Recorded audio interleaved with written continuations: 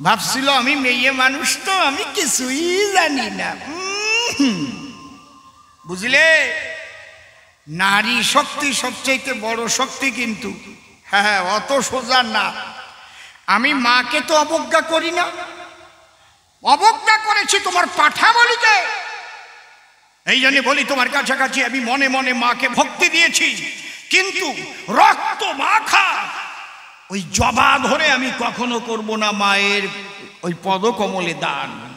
তাতে কি হয়? তাতে বৈষ্ণবের হয় অসম্মান। আজকে ওখানে পাঠা বলি দেওয়ার জায়গা পূজা দেব, ঘরে যে একবার একটু চুল্লু খাও, তোমারে নিয়ে চুল্লু খাবো, ওসব হবে না। বুঝলে, এই সনাতন ধর্মের কিছু কিছু জিনিস, এই জিনিসগুলোতে এই ধর্মের বদনাম হয়। এই জন্য আদি গ্রন্থগুলো পড়া দরকার। দাঁড়িয়ে বলি সবার ধার। তবে বলির কথা লেখা আছে, সে বলি বাজারের কোনো পশু বলি নয়। আপনাদের কাছে খুলে বলি দিতে হয় রিপু বলি। কাম, ক্রোধ, লোভ, মোহ, মদ, মাৎসর্য, এই যে 6টি পাঠার ন্যায় দেহের মধ্যে আছে যারা ধরিয়া জ্ঞানের খাড়া, ওর বহির্মুখী স্বভাব যারা বলি দিতে পারে মায়ের দরজায়, সেই মা বাহিরের নয়কো মাতা, শুনে নন যত বিজ্ঞ শ্রোতা। সেই মাতা কুলকুণ্ডলী শক্তি মূলাধারে আছে সর্বদাই। এই জন্য একটু তত্ত্ব কথা বলে যাই, সঙ্গে সঙ্গে ঢোলটা চাই। এই যে মানব দেহ কর নিরীক্ষণ, চতুর্বিংশ তত্ত্বে ইহা হয়েছে গঠন। পঞ্চভূত সররিপু একত্র করিয়া, তাহার মধ্যে দশেন্দ্রিয় লইবে ধরিয়া। মহাভূত অহংকার সহকারে মন, এই 24 তত্ত্বে মানব দেহেরই গঠন। সহস্রার পদ্ম হয় সহস্র এক দল, মধ্যে একটা রামেশ্বর ওই গোলকমণ্ডল। নাসামূলে দ্বিদল পদ্ম রূপখণ্ড নাখি, কণ্ঠজুড়ি 16 দল পদ্ম দিল রাখি। হৃৎপদ্ম বিরাজিত দ্বাদশ যে দলে, কুলকুণ্ডলিনী 10 দল নাভি মূলে। নাভির নিম্ন ভাগে আছে এক সরোবর, অষ্টাদল পদ্ম আছে তাহারও ভিতর। তাহার মধ্যে আছে নারী 3.5 কোটি, 72,000 নারী তাতে আছে 8টি। তার মধ্যে 700 প্রধান যে হয়, শতাধিক 24 নারী তাতে শ্রেষ্ঠ রয়। 124-এর মধ্যে 32 নারী দেখো, বিশ্বধরী নামে ইহা হয়েছে উল্লেখ। এই বিশ্বধরীর মধ্যে চতুর্বিংশ শ্রেষ্ঠ, চতুর্বিংশে চতুর্দশ হয়েছে গরিষ্ঠ। এই 14-এর মধ্যে আছে নারী 3, ইড়া পিঙ্গলায়ার সুষমা প্রবীণ। বাম ভাগে ইড়ায়ার দক্ষিণে পিঙ্গলা, মধ্যভাগে সুষমা চক্রভেদী রইলা। এই যে দেহতত্ত্ব যেই জনে জানে, নরলোকে তুচ্ছ তারে দেবলোকে মানে। এই যে কুলকুণ্ডলিনী শক্তি, এই মা দেয় কৃষ্ণ ভক্তি। যে জন্যে পড়ে দেখেন ভাগবত খানি, বৃন্দাবনের রাধা রানী কালী কাত্যায়নী ব্রত করেছিল, মিথ্যা কথা নয়। কাত্যায়নী মহামায়া মহাযোগিন অধীশ্বরী, নন্দগোপ সুতং দেবী পতিঙ্গিমে কুরুত নম। কিন্তু তারা কাত্যায়নী ব্রত করে, কেউ দেখাতে পারবেন কোন শাস্ত্রের ভিতরে যে ব্রজগোপীরা কোনো পশু বলি দিয়ে মা কালীর পূজা করে? না না না না না, ওই পূজা কখনো ভালো পূজা না। এই জন্যে আমি কেন প্রণাম করি নাই দান? রাজা এখানেই ঘটিয়েছ ব্যবধান। তুমি জবাব দেবা সবাস্থান, কোন শাস্ত্র অনুপাতে তোমরা মায়ের পূজা দিতে খড়গ ধরিয়া হাতে পাঠা বলি করো মায়ের সন্নিধান। কি প্রথম প্রশ্নের জবাব পেলেন তো? কোন জায়গায় রিপু বলি দিতে হয়? ভবা পাগলার আশ্রম কাল নয়, গিয়ে দেখবেন শ্বেত পাথরে লেখা আছে একদম, ছাগ মহিষ দিষ্ণা বলি বলিদিষ্ট রিপুগুলি। বুঝতে পারছেন কি বলছি? এই জন্যে এই তামসিক পূজা করে যারা, প্রেম ভক্তি লাভ করতে পারে না তারা। আর সাত্ত্বিক পূজা করেছিল সেই যে রাধা রানী, এই সাত্ত্বিক পূজা করলে পরে মা প্রেম ভক্তি দেয় তারে। সেই প্রেমের দ্বারায় দেখা পায় কৃষ্ণ চিন্তা মনি। মানে ব্যাপারটা কি হয়েছে জানেন? এদিকে রিপু বলি দিতে বলিছে, আর ওরা পাঠা বলি দিয়ে মাংস খাওয়া আরম্ভ করেছে। ছোট্ট একটা গল্প মনে পড়িছে, বলবো বলবো? হ্যাঁ, একটা ছেলের নাম আব্দুল জব্বর, 1 নম্বরের বব্বর। ওর হয়েছে গায়ে জ্বর, ডাক্তারবাবুর কাছে গেছে, ডাক্তারবাবু দেখে বলে তোমার তো প্যারা টাইফয়েড হয়েছে, তাই তোমাকে যে ওষুধপত্রগুলো দিচ্ছে ঠিক মতো খেয়ে নিও, ঠিক হয়ে যাবে। কি বলে? এই যে এন্ট্রোমাইসিটিন ক্যাপসুল, এইটা ডেলি 3টে খেতে, করবে না ভুল। এটা হচ্ছে 12টায় কোর্স, 4 দিন খেলে একদম ভিতর থেকে মরে যাবে তোমার এই জ্বরের ফোর্স। এটা কিন্তু সকালে খাবার পরে একটা, দুপুরে খাবার পরে একটা, রাত্রে খাবার পরে একটা খাবার, ডেলি 3টে, তাহলে 12টা কোর্স। ওকে আমার তো মাঝে মাঝে জ্বর ওঠে। ডাক্তার কয় ওর নিকটে যখন এই থার্মোমিটার দিয়ে মেপিয়ে দেখবা যে জ্বর 100 হয়েছে বা কাছাকাছি 99, 100 বা 101, আমার কথা লবা, এই যে 650 প্যারাসিটামল এর একটা খাবা। বুঝতে পারছ? তোমার মাথা টাথা ঘোরে নাকি? তো ঘোরে না, তাই কি চক্কর মারে। আব্দুল জব্বার কয় মাস ডাক্তারের ধারে, ডাক্তার কয় মাথা ঘোরে যখন কথা নয় ভুল, তোমার এই মাথা ঘোরা দুর্বল রোগের জন্য দিলাম ক্যাপসুল বিকোসুল, এটা ডেলি একটা খাবা।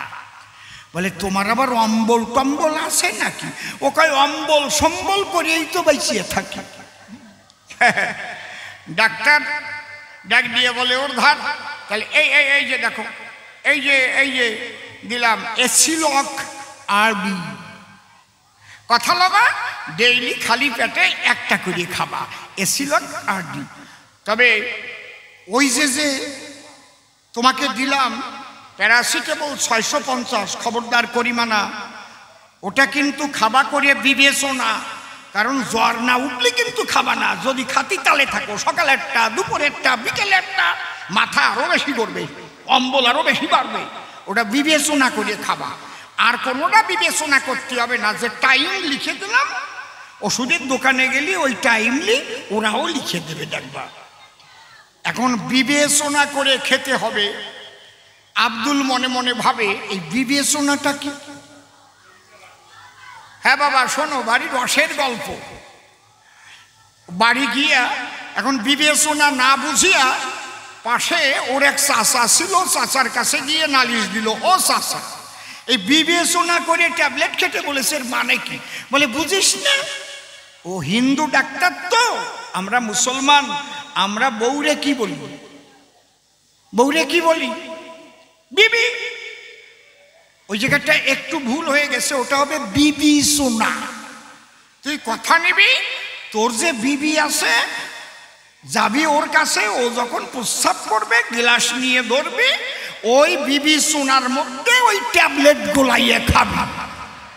কোন জায়গায় বিবি সোনা আর কোন জায়গায় বিবির সোনা, কোন জায়গায় 6 রিপু বলি দিতে হয়, আর ওরা পাটা বলি দিয়ে চুল্লু গায়ে।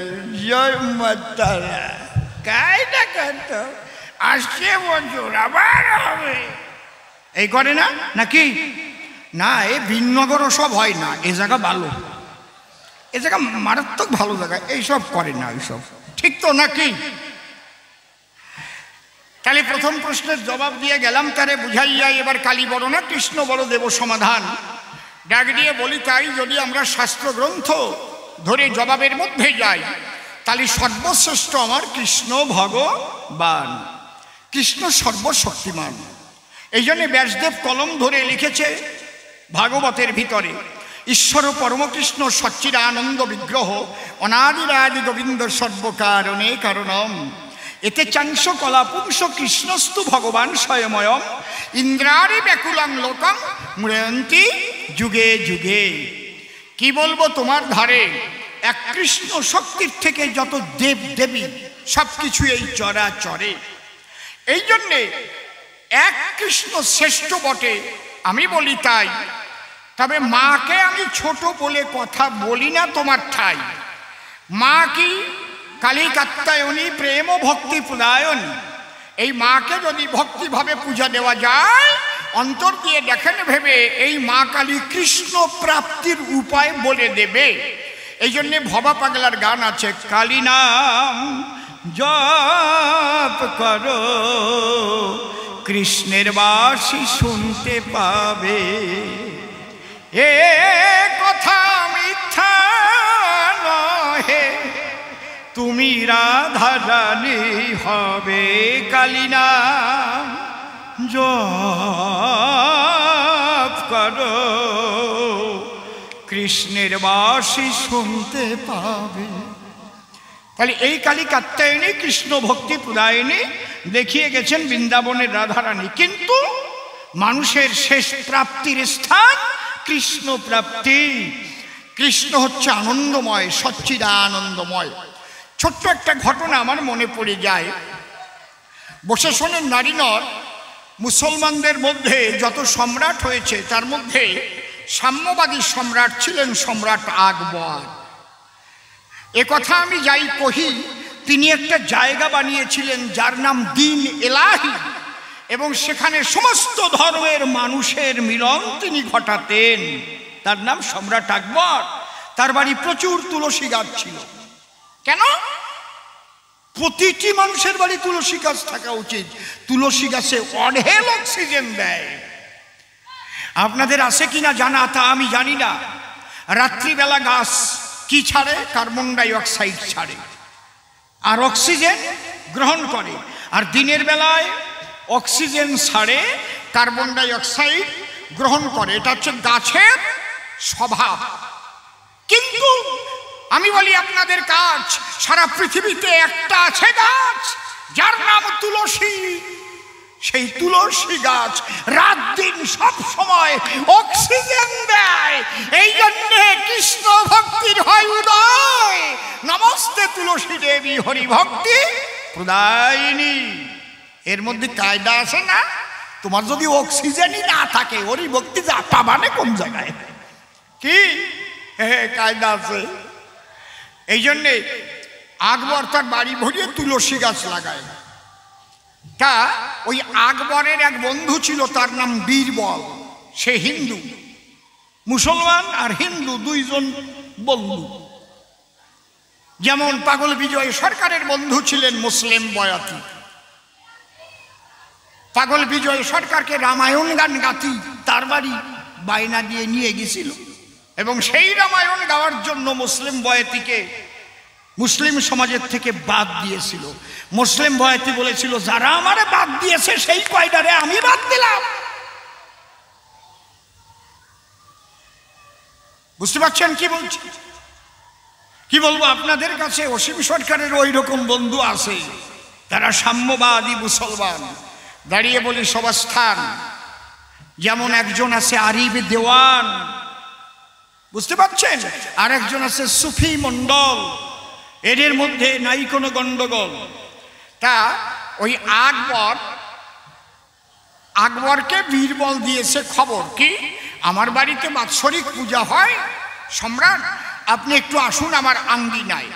এইবার সম্রাট পেয়ে নিমন্ত্রণ, পাইক পেয়াদার সঙ্গে করে গেছে ওই বীরবলের ঘরে ওই উৎসব দেখবার তরে। প্রথমে গিয়ে দেখে যে একটা মূর্তিকে পূজা করছে। সেই মূর্তিটা কি? 4টে মাথা। তখন আকবর বলেছে একটি কথা, ইনিকে বলে ইনি হচ্ছেন ব্রহ্মাদেব। বলে ইনি কি কাজ করেন? বলে ইনি সৃষ্টিকর্তা, সৃষ্টি করেন। বাহ, খুব ভালো, খুব ভালো, প্রণাম করেছে। আর একটু এগিয়ে গেছে, গিয়ে দেখতে পায় যে শঙ্খ চক্র গদা পদ্মধারী নারায়ণ, তার পূজা হয়। আকবর ডেকে বলে, বীরবল একটু বুঝাও। বলে ইনিকে চতুর্বাহু যুক্ত ব্যক্তি একজন। বলে ইনি হচ্ছেন ন্যায়পরায়ণ নারায়ণ। বলে ওনার কাজ কি? বলে যে সৃষ্টি হয় ওইটাকে পালন কর্তার দায়িত্ব আমার নারায়ণের উপর বর্তায়। বাহ বাহ বাহ, সৃষ্টি হলে তো পালন করতেই হয়।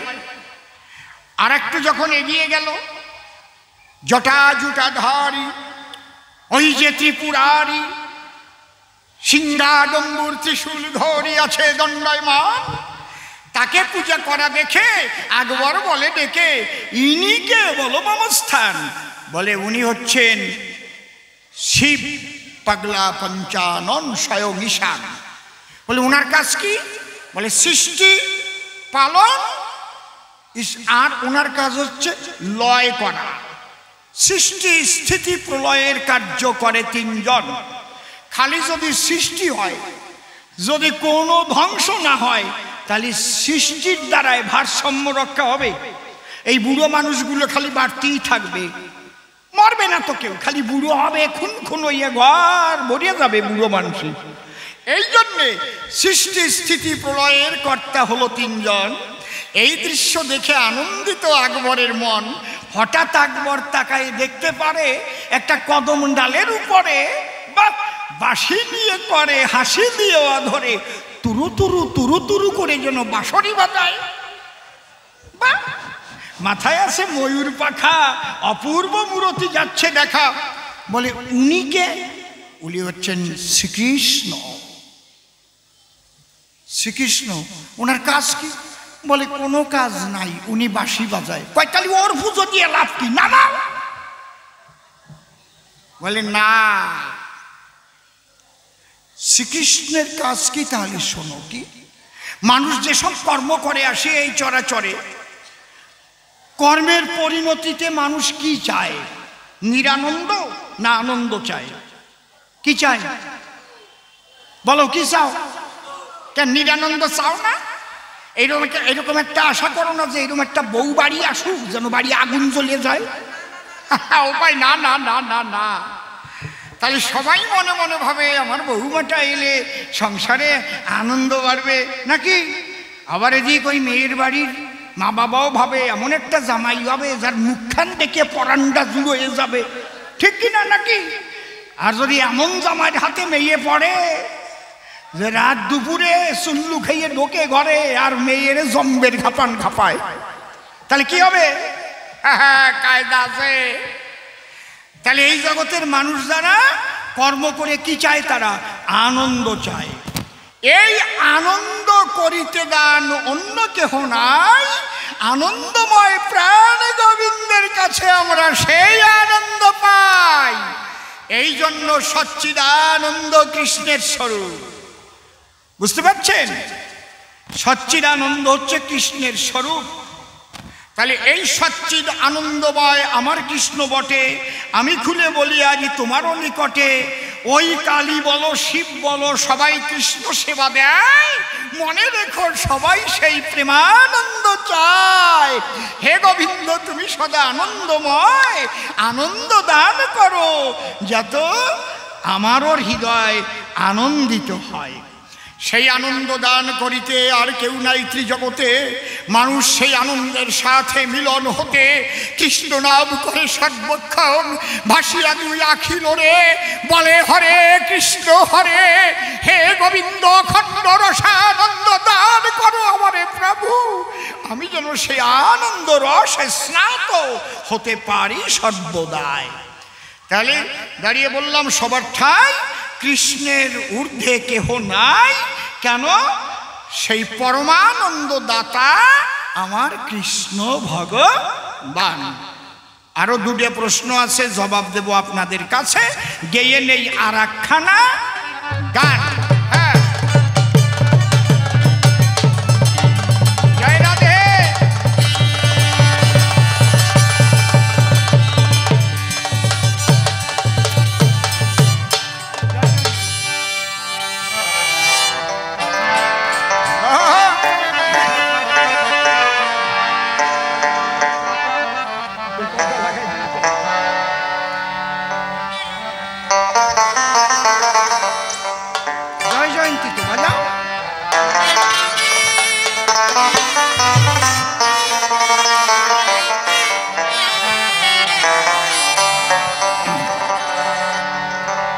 শুধু ধনে থাকিলে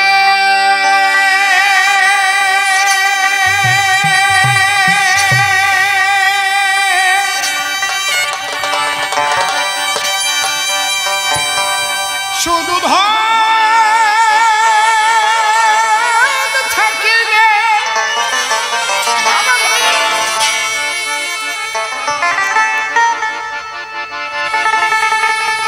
শুধু ধন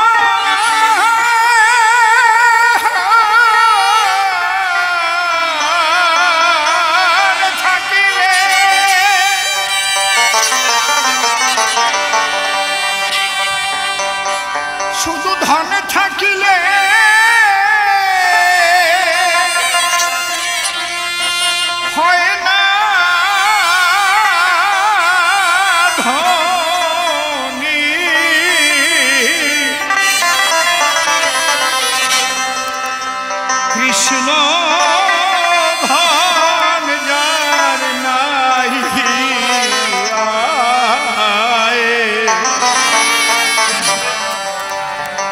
কে বা ধনী আর কে বা গরিব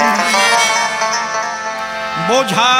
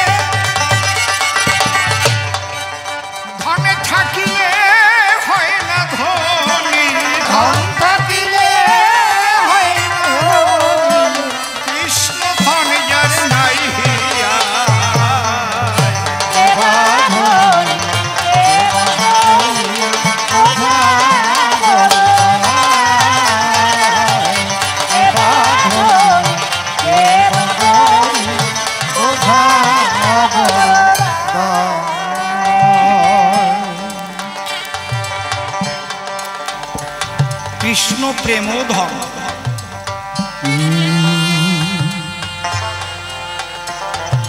ধন আছে তিন প্রকার, কাণ্ড বড় চমৎকার, ছোট্ট ছোট্ট করে বাজে। একটা হচ্ছে পার্থিব ধন, সুরগুলো দেখে নেওয়া, টাকা পয়সা জমি জমা গাড়ি বাড়ি, বিরাট শিল্পের মালিক। যেমন রিলায়েন্স কোম্পানির মালিক ছিলেন ধীরুভাই আম্বানি, এখন তার দুই ছেলে আছে, এরা ধনী। কিন্তু এই ধন আপেক্ষিক। আহা,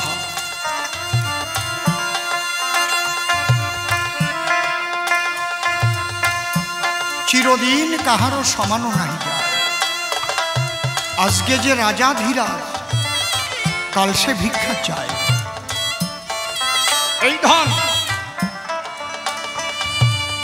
ঠিক পাহাড়ের মতো। যারা পাহাড় দেখতে গেছেন দেখবেন একদম উঁচু, আবার ওই পাশ দিয়ে নেমে নেমে একদম নিচে চলে আসে। এই ধনের অবস্থা তাই। আজকে মনে হয় তুমি বড় ধনী, নিচে নামতে সময় লাগবে না যদি কর্ম খারাপ করো। অন্যায় কাজ করে ধন উপার্জন করলে ওই ধন ইডি সিবিআই ক্রোপ করে নিয়ে গিয়ে ইনকাম ট্যাক্স তোমাকে পথের ফকির বানিয়ে দিতে পারে। সাবধান সাধু, সাবধান। সৎভাবে একটা পয়সা উপার্জন করলে ওটা যেতে কথা বলে যায় রে, কি বাবা? আর অন্যায় ভাবে ওই ধন, এই ধন হচ্ছে আপেক্ষিক। এর চাইতে বড় ধন হচ্ছে বিদ্যা। তুমি যত বড় ধনী হও, তোমাকে আমেরিকা ঢুকতে নাও দিতে পারে, তোমাকে জাপান নাও নিতে পারে, কিন্তু তুমি যদি একজন বিদ্বান হও, বৈজ্ঞানিক হও, বড় ডাক্তার হও, ওরা তোমাকে লুফে নেবে।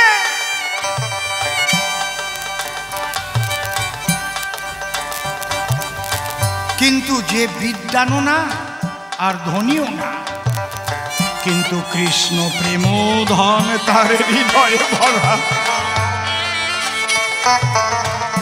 সে গাছতলায় বসে চোখের জলে গোবিন্দ। আমার চৈতন্য মহাপ্রভুর তো টাকাও ছিল না, ব্যাংক ব্যালেন্সও ছিল না, মুখে ছিল কৃষ্ণ নাম। হরে কৃষ্ণ হরে কৃষ্ণ কৃষ্ণ কৃষ্ণ হরে হরে হরে রাম হরে রাম রাম রাম হরে হরে নিতাই গৌর হরি বল। উলুধ্বনি জয়ধ্বনি হরি বল। হরে রাম রাম হরে হরে। কোন প্রেমে মাতোয়ারা হয়ে সেই চৈতন্যের ভক্ত হয়ে জয় পতাকা মহারাজ আমেরিকা থেকে চলে এলেন। ওনার যে কত সম্পত্তিটা উনিও জানেন না,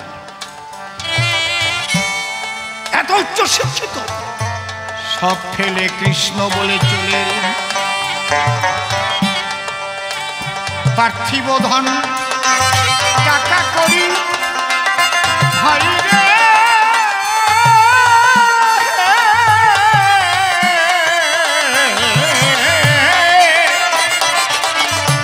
ওরে অর্থ সম্পদ বিষয় বাড়ি, যেতে হবে একদিন সকল ছাড়ি লইয়া বিদায়। হায় হায় লইয়া বিদায়। সেদিন সাথের সাথে এই হরি নাম, সাথের সাথে হরি নাম। বলো জয় রাধে। দুই হাত তুলে ধ্বনি হরি ধ্বনি করো হরি বলো।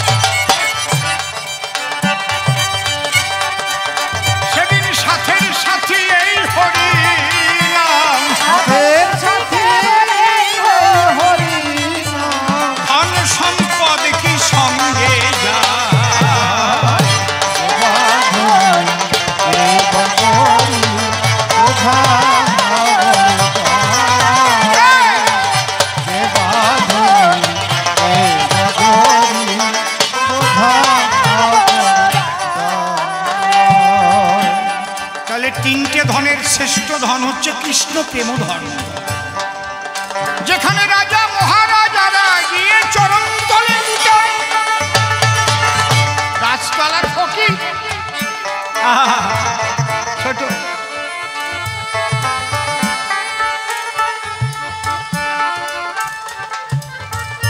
আর কিচ্ছু তার নেই, আছে কি কৃষ্ণ প্রেম।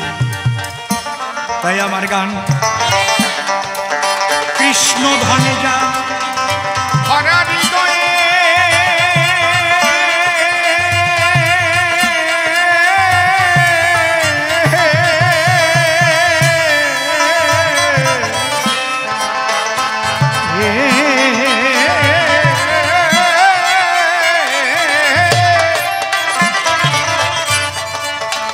সে যে বড় ধনী তার সঙ্গে সারা বিশ্বময়। হায় হায় হায় সারা বিশ্বময়। সে যে প্রেম সাগরে ভেসে ভেসে, প্রেম সাগরে ভেসে ভেসে, সে যে প্রেম সাগরে ভেসে ভেসে মহানন্দে ঢেউ খেলায়। বাঁধনি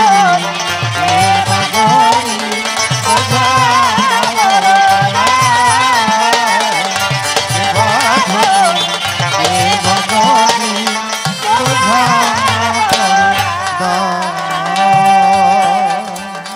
হও না তুমি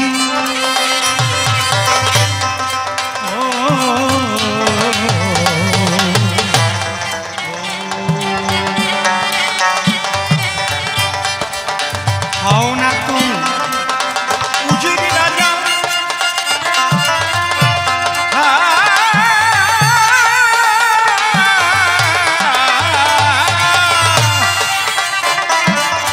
ভাইরে শ্মশান ঘাটে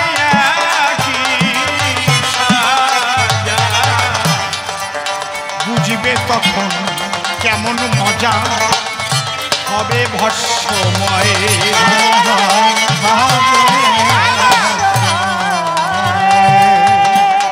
এসব দেখে শুনে তবু জ্ঞান হলো না, দেখে শুনে এসব দেখে শুনে জ্ঞান হলো না, অসীম রইল ঘোর মায়া।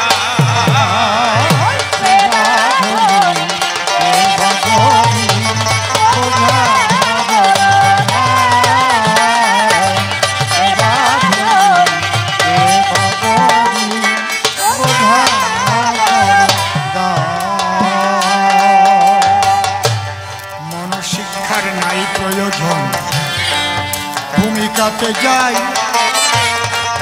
সে রানা কুম্ভ নাম ধরেছে আর আমি মীরাবাই।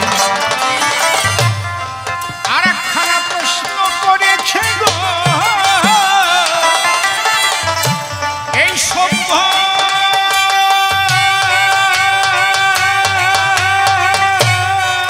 সভাস্থান, স্বামী ফেলে কৃষ্ণ বলে ব্রজে যাবে কেন?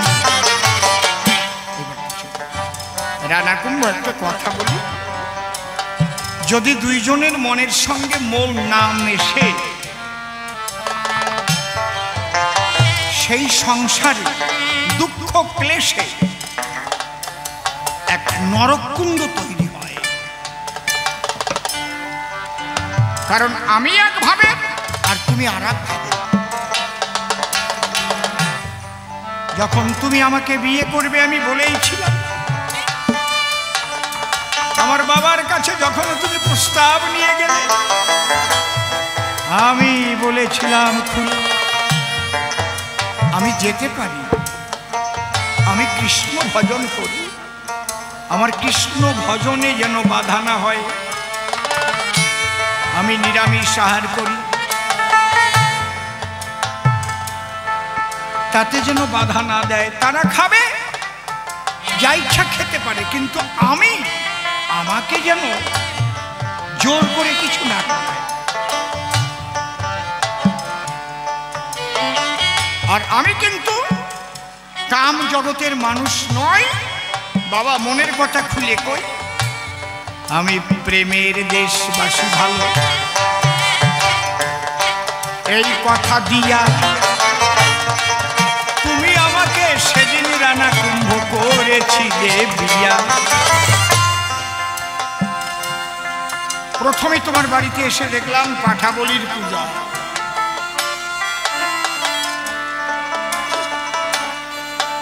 একটা উচ্ছৃঙ্খল পরিবেশ, আমি তাতে বাধা দিলাম কেন? গীতার মধ্যে ভগবান শ্রীকৃষ্ণ তিনি বলেছেন, যত যত আচরতি শ্রেষ্ঠ স্তত্র দেবেতর জন সযৎ প্রমাণ করতে লোকস্তদনুবর্ত। অর্থাৎ মহাজ্ঞানী মহাজন যে পথে করে গমন হয়েছে প্রাতঃস্মরণীয়, সেই পথ লক্ষ্য করে স্বীয় কীর্তি ধ্বজা ধরে আমরাও হব স্মরণীয় দরদীয়। যৎ যৎ আচরতি শ্রেষ্ঠ স্তোত্র দেবে তরদী সযৎ প্রমাণ করতে লোকস্তদনুবর্ত। আজকে রাজা যদি ব্যভিচারী হয়, রাজা যদি মাতাল হয়, আস্তে রাজা যদি চালের দাম ডালের দাম বাড়িয়ে দিয়ে মদের দাম কমিয়ে দেয়, তাহলে কি হবে? রাজা যদি পাঠা বলি দেবার জন্য নর বলি দেবার জন্য তার বাড়িতে পূজা দেয়, তাহলে সেই রাজার কাছে থাকা আমি মীরাবাই আমার সম্ভব না। শাস্ত্রে এটা বলাই আছে, যদি স্বামীর সঙ্গে না মেশে মন যদি না করে কৃষ্ণ ভজন, সেই স্বামীকে ত্যাগ করে সে মধুর বৃন্দাবনে গিয়ে জগৎ স্বামীর চরণাশ্রিত হয় জনতা। যে কৃষ্ণ সবার স্বামী, এক কৃষ্ণ জগৎপতি আর সব প্রকৃতি, তোমারও স্বামী আমারও স্বামী স্বয়ং কৃষ্ণ ধন। আমি তার চরণে আশ্রয় নিতে যাচ্ছি বৃন্দাবন। দরকার হলে তুমি আবার বিয়ে করে ছোট আমার কথা রাখো, তোমার ওই চুল্লু খাওয়ার মাংস খাওয়া বউরে নিয়ে থাকো। থাকো তুমি করো যে, তাতে আমার কি?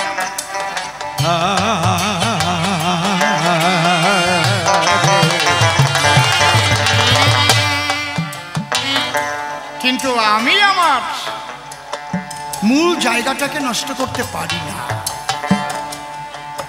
তুমি কি করলে? বহির পাটিতে আমাকে ঘর বেঁধে দিলে কেন? ওই বামুনের কথা শুনে অলক্ষী, একে গৃহ থেকে তাড়িয়ে দাও। আমি তবুও বাবার ঘরে কিন্তু যাইনি, বাবাকে কিছু জানাইনি। কেন?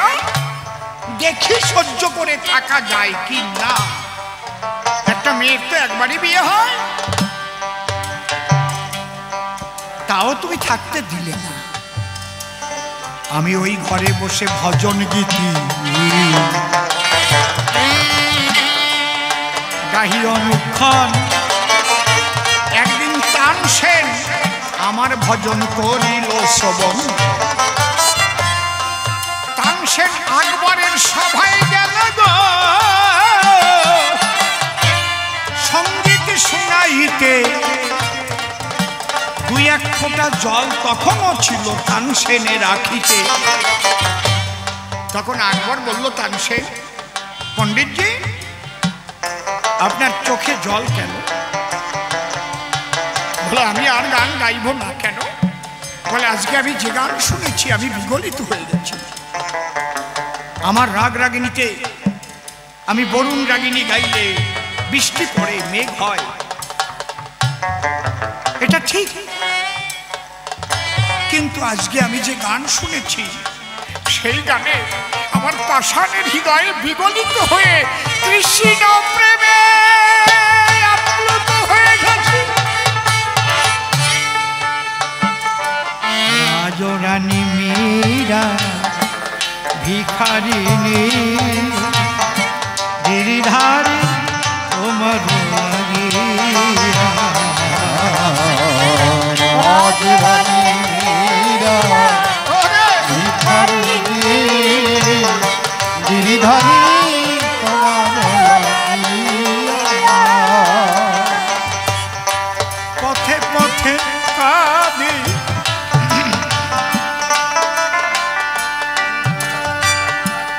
পথে পথে ঘোরে উদাসিনী হরিনাম ক্ষমা দিয়া গো গিরিধারী তোমার লাগি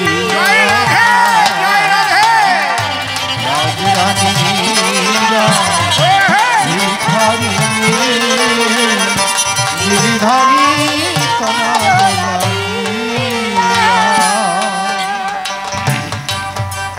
লোকে বলে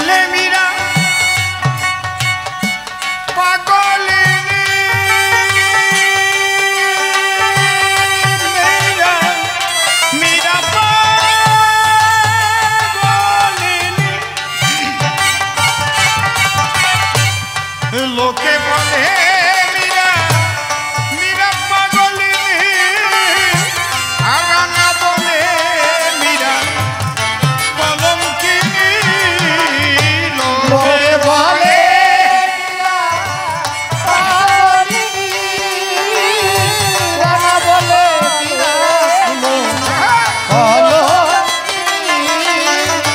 মীরা কাঁদে তোমার লাগিয়া গো। গিরিধারী তোমার লাগিয়া রাজরানীরা। জয় জয় রাধা কৃষ্ণ প্রেমানন্দ হরি হরি বল। গিরিধারী তোমার লাগিয়া। তানসেন বলছে, হে সম্রাট আকবর, জীবনে এমন কণ্ঠস্বর আর এমন সঙ্গীত শুনিনি কো। আকবর বলছে, তাহলে আমাকে একটু নিয়ে যাবে, আমি শুনবো। বলে, এই বেশে গেলে হবে না, বলি তো অবঠাই দুইজন ভিখারির বেশ ধরিয়া সেখানে যাওয়া চাই। তাই ভিখারি বেশে একদিন রাত্রিতে এসে গো তানসেন আর আকবর আমার ঘরের পাশে রয়। আমি গভীর রাত্রিতে তানপুরা বাজিয়ে ভজন করি সেই সময়। আমার ভজন গীতি শুনে বাড়ে কৃষ্ণ প্রীতি। আকবরের গলায় সোনার মালা ছিল, ভালোবেসে মালা নিয়ে এসে আমার গোবিন্দের গলায় দিল। আমি মহাভাবে বিভাবিতা ছিলাম গো, আমি কিছুই জানি না, তাই আমাকে শুধু শুধু দোষী করে, আমি নাকি চরিত্রহীনা মীরাবাই। ওনার ছিল একটা স্বামী মরা বোন। বিয়ে দেবার পরে স্বামী ডেড়ে খাইছে, থাকে ওই ভাইয়ের ঘরে। ওইগুলো যে কি ঝগড়াটি হয় না, এ জায়গা না, এ জায়গা ভালো।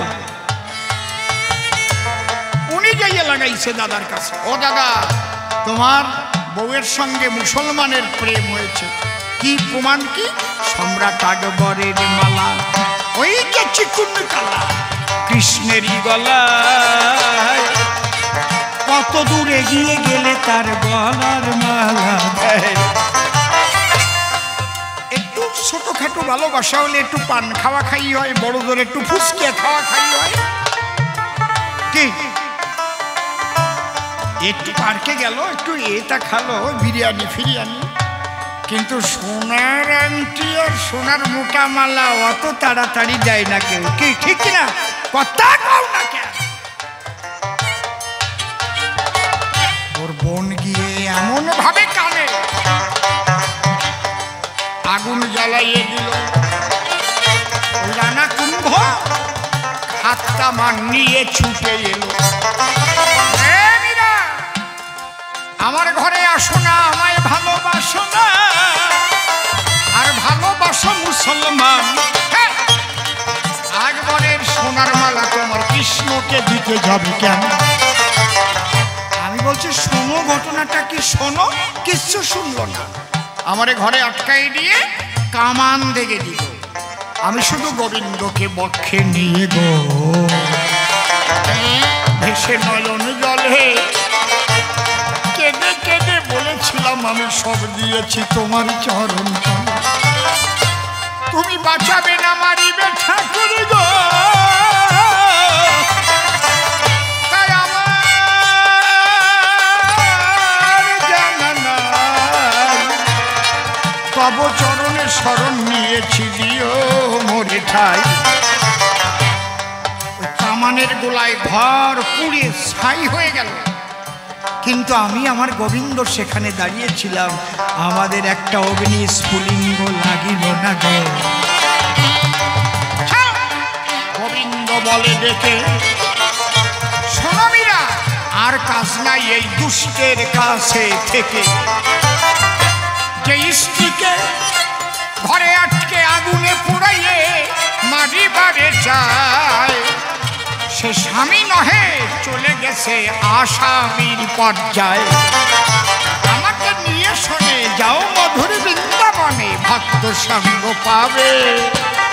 ভক্ত সঙ্গে প্রেম তরঙ্গে শেষের জীবনটা কাটিবে। তাই সকলে ফেলে কৃষ্ণ বলে যাব বৃন্দাবন, একবার প্রেমানন্দে হরি হরি ভক্ত। তাহলে আমি কেন বৃন্দাবনে যাচ্ছি তার জবাব দিলাম। ত্যাগ ভালো না, ভোগ ভালো হবে, তার জবাব দিয়ে যাই। ত্যাগের পরে এই জগতে আর শ্রেষ্ঠ কিছু নাই। যে যতটা ত্যাগী তার ততটা শান্তি, আর যে যত ভোগী হবে মনে রেখো ভোগ লিপ্সায় তার দুর্ভোগী বাড়াবে। যত করো ভোগ তত বাড়ে বলি তোমার ঠাই। এই জন্য ত্যাগের ঘরে থাকা বটে চাই। দেখবেন অনেকে মাতৃ সাধনা করে ছোট, আবার সবচাইতে নেশা করে গাঁজা, বেশি গাঁজা করে না। ওটা না হলে ওনার হবে না। গাঁজার আবার নাম আছে অনেক রকমের, কেউ কয় সল্টু, কেউ কয় খিতিস, আর কি কি কয় আঠা, মধু, হ্যাঁ আর কি কয় অনেক কিছু কয়। গাঁজা কালী পুজো দেবে, কিন্তু ওটা না হলে হবে না। একেবারে বাবা কালী নারায়ণপুর শ্মশানে যাইয়ে দেখো। তবে গাঁজা সাধুরাও খায়, খায় না তা না। একবার মথুরায় 40 বছর আগের ঘটনা, এক সাধু 7 ফুটের উপরে লম্বা, বড় ঝোলা, খালি গায়, চেহারা। হঠাৎ পুলিশ গিয়ে বলছে, এ সাধু ঝোলা মে কিয়া হয় নিকালো। ওরা হিন্দিতে বলা বলি করতেছে, ঝোলা ধরতে যাচ্ছে, সাধু খেপে যাচ্ছে, ভাগ যা, এই ভাগ যা। পুলিশ ইনফরমেশন পাইছে, ঝোলা টেনে দেখে 5 কেজি গাঁজা। গাঁজার কেস নন বেলেবল কেস। बोले चलो गंजा क्यों? ए साधु बाबा तेरा झोली में गंजा क्यों? चल। আর সাধু তো খেপে যাচ্ছে। তখন সাধু বলল, ওর একবারে 500 গ্রাম করে লাগে, ডেলি 5 কেজি, ডেলি 5 বার খেলে 2.5 কেজি যায়, 2 দিনের খাওয়ার মাল আছে। কেমন কলকিও সেই রকম, 1.5 লম্বা এইরকম। আর পুলিশ কয় তাহলে খাইয়ে দেখাও, তাহলে নেব না। রাগ করে ছিঁড়িয়ে বুড়িয়ে উনতে বড় করে ডলিয়ে টলিয়ে 500-700 বলেছে, ভরিয়ে দিয়ে যোগী পুরুষ তো আগুন দিয়ে একদম দিছে, একদম চটচট চটচট চটচট চটচট চটচট চটচট চটচট চটচট চটচট চটচট করতে করতে পুড়িয়ে ছাই হয়ে গেছে। পুলিশ যাইয়ে পাও জড়াই ধরেছে। বুঝতে পারছেন? आप ले जाइए 5 কেজি नहीं 10 কেজি ले जाइए। এই সাধু আলাদা, আর আমাদের কিছু গাজিয়াল আছে। আরে কায়দা কথা আছে না,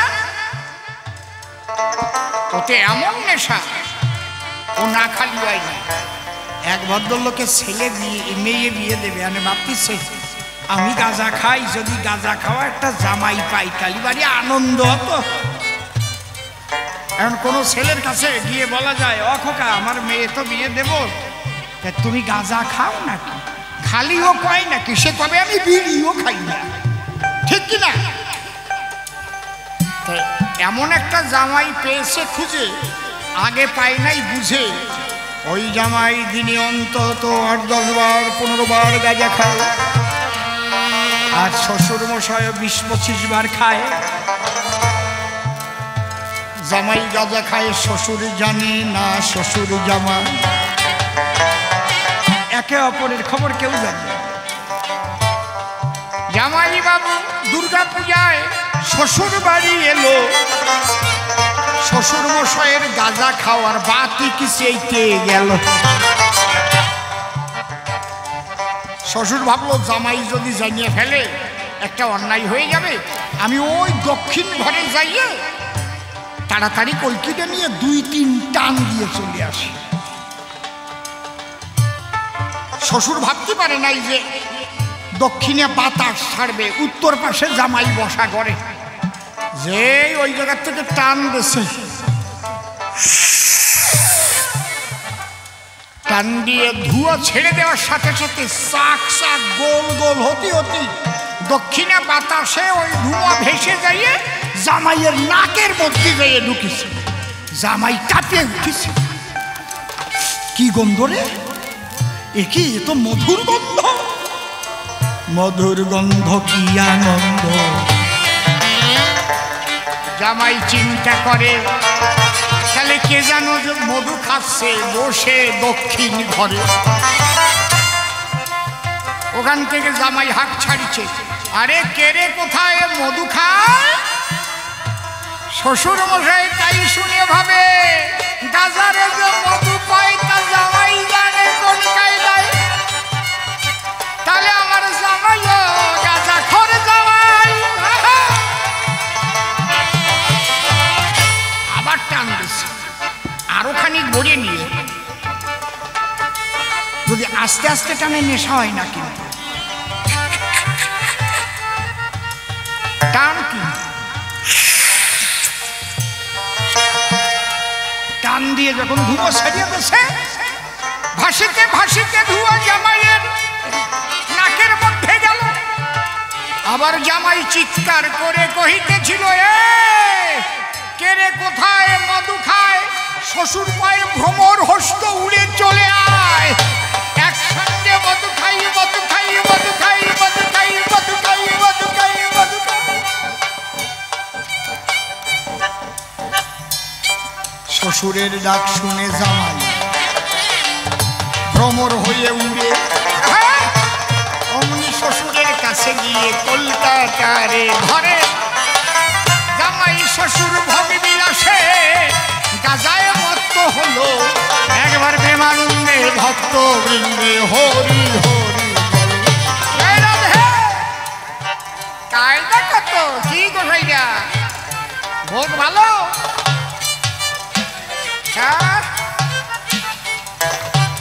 ত্যাগ ভালো, ত্যাগের চাইতে বড় কিছু না। এবার আমার একটা কথা আছে, এরপরে আবার নির্মল আসবে, তারপরে আমি আবার আসবো। এই যে এত সুন্দর পূজার আয়োজন এবং এখানে এই আনন্দময় পরিবেশ রচনার পিছনে আপনারা জানেন অনেক অর্থ ব্যয় হয়। জোর করে কিচ্ছু বলছি না। বাটা নিয়ে যাবে কে? বাটা নিয়ে কে যাবে?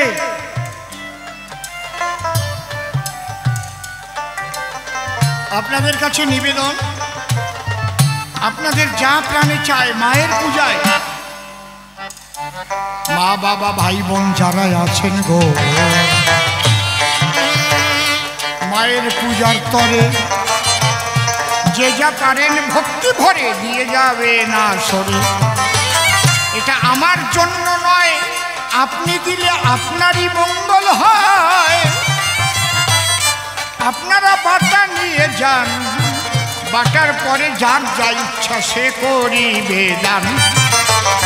আমি একে একে যে প্রশ্ন ছিল তার দিয়েছি জবাব, একটারও জবাব দিতে রাখি নাই অভাব। ওই তো বাটা নিয়ে এসেছে, সবার কাছে চলে যাবে, যার যাহা ইচ্ছা সে ওই বাটার পরে দেবে। জোর জবস্তি নাই এখানে, যার যা ভালো লাগবে সে তাই করবে। তার প্রথমবারে আর বেশি কথা তারে বলবো না, বলবো না, এইবার তোমরা কনসার্ট বাজাও মিলে সর্বজনা। কনসার্টের পরে আমার নির্মল দেখা দেবে, সে এসে রসভাসে রানা কুম্ভ হবে। রানা কুম্ভ কালীর ভূমিকায় কত কথা বলে হাসাবে কাঁদাবে এই সভ্য সভা তলে। তবে একটা পরিচয় দেওয়া হয় না এখন, অনেকে ভাবতে পারে ওই বউটা কোনজন। এ তো আমার নিজের বোন, এক মায়ের ঘরে জন্ম লই। এ তো কত আসরে পরিচয়ের কথা আমি নিজে কই।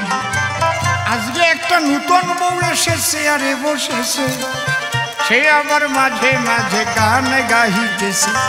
ওটা আর কেউ নয়, আমার বাবা নির্মল বিয়ে করে ওই লক্ষ্মী ছাড়ো নানি আছে আজ তারই ঘরে। ও আমার বধূ মাতা গো, ও কিন্তু ভালোই গান গায়। যদি আপনাদের শুনতে ইচ্ছা করে একটা শোনাবে সবাই। না গাওয়া দিয়ে কাজ নাই কি? গাওয়া দিয়ে কাজ নাই নাকি? নাকি গাবে? শুনতে চাইলে বৌমা গাবে, আপত্তি কোথায়? তাহলে নির্মলের সহধর্মিনী দিলাম পরিচয়। নির্মল আমার শিষ্য পুত্র, সেই সূত্রে আমার ওই বধূ মাতা হলো। আজই প্রথম কবির আসরে আসিয়া বসিল, পরিচয় দিলাম তার ধাঁধা গেল কেটে। একবার প্রেমানন্দে হরি বলো সবাই কাব্যের হাটে। যাক চলে বেশি বলে নাই প্রয়োজন, প্রথমবারের ভাব আমি করি সমাপন। এরপরে নির্মল সভাতে আসিবে, রানা কুম্ভ হইয়া আসে অনেক কথা কবে। কি করে কালী বড় দিবে তার প্রমাণ, বসে বসে আপনারা তাই শুনে যান। কেন বেশি কথায় আমি আর বলিবারে যাই, তারে বেশি বলে আমার আর প্রয়োজন নাই। এই পর্যন্ত করি ক্ষান্ত রাধাকান্ত স্বরী, প্রেমানন্দে ভক্তবৃন্দে বলুন হরি হরি। হরি বল, হরি বল, জয় ভবাই। বাবা বাবা বাবা, সুন্দর।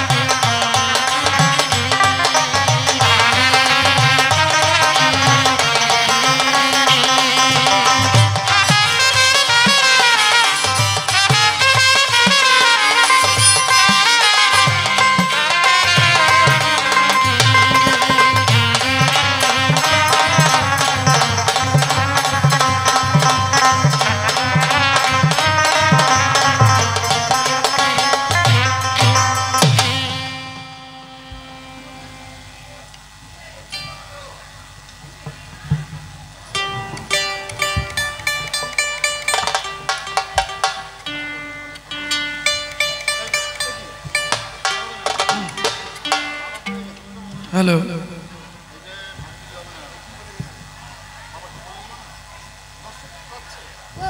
নমস্কার।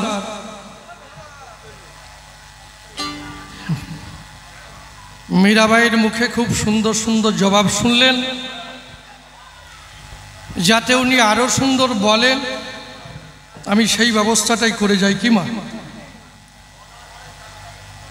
আপনারা একটু বসেন।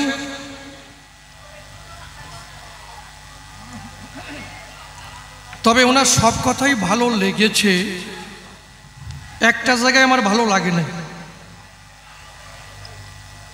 আমি একজন রাজা মানুষ, কি দাদা কি কও, যে কোনো গল্প আমি করতে পারি, যে কোনো আজে বাজে কথা আমি বলতে পারি।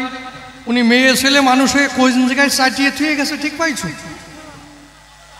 কি? কোনো লজ্জা আছে? বজ্জাতে মেয়ে ছেলে, ওর কোনো জায়গায় দোষ নাই। আপনাদের চরণ ধরে কই, আপনারা যে মা, মায়ের জাত, মা কথা শুনবার পরে কেমন যেন মাথা অবনত হয়ে যায়, কিন্তু এই বজ্জাত্রে ছাড়া যায় না। এই বজ্জাতের জন্য কত মানুষের সংসার ভেঙে যায়, সত্যি কথা না? আজকে ছাড়িয়ে তো দেবই, ও শ্রাদ্ধ না করে ছাড়বো না, পরিষ্কার নাকি? কি কো বাসুদা, কি কো? যাক, আপনারা একটু ধৈর্য ধরে বসেন। আমি জানি আপনারা অধীর আগ্রহে বসে আছেন, আবার কখন অসীমবাবু আসবেন, আমি সেই ব্যবস্থাটাই করে যাচ্ছি।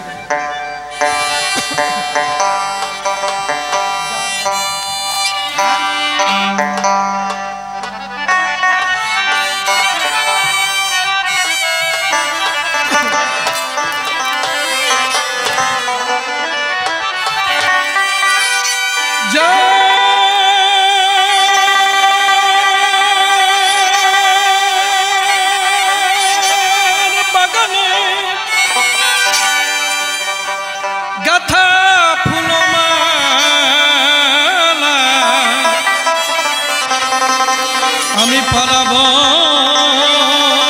তাহা বলে,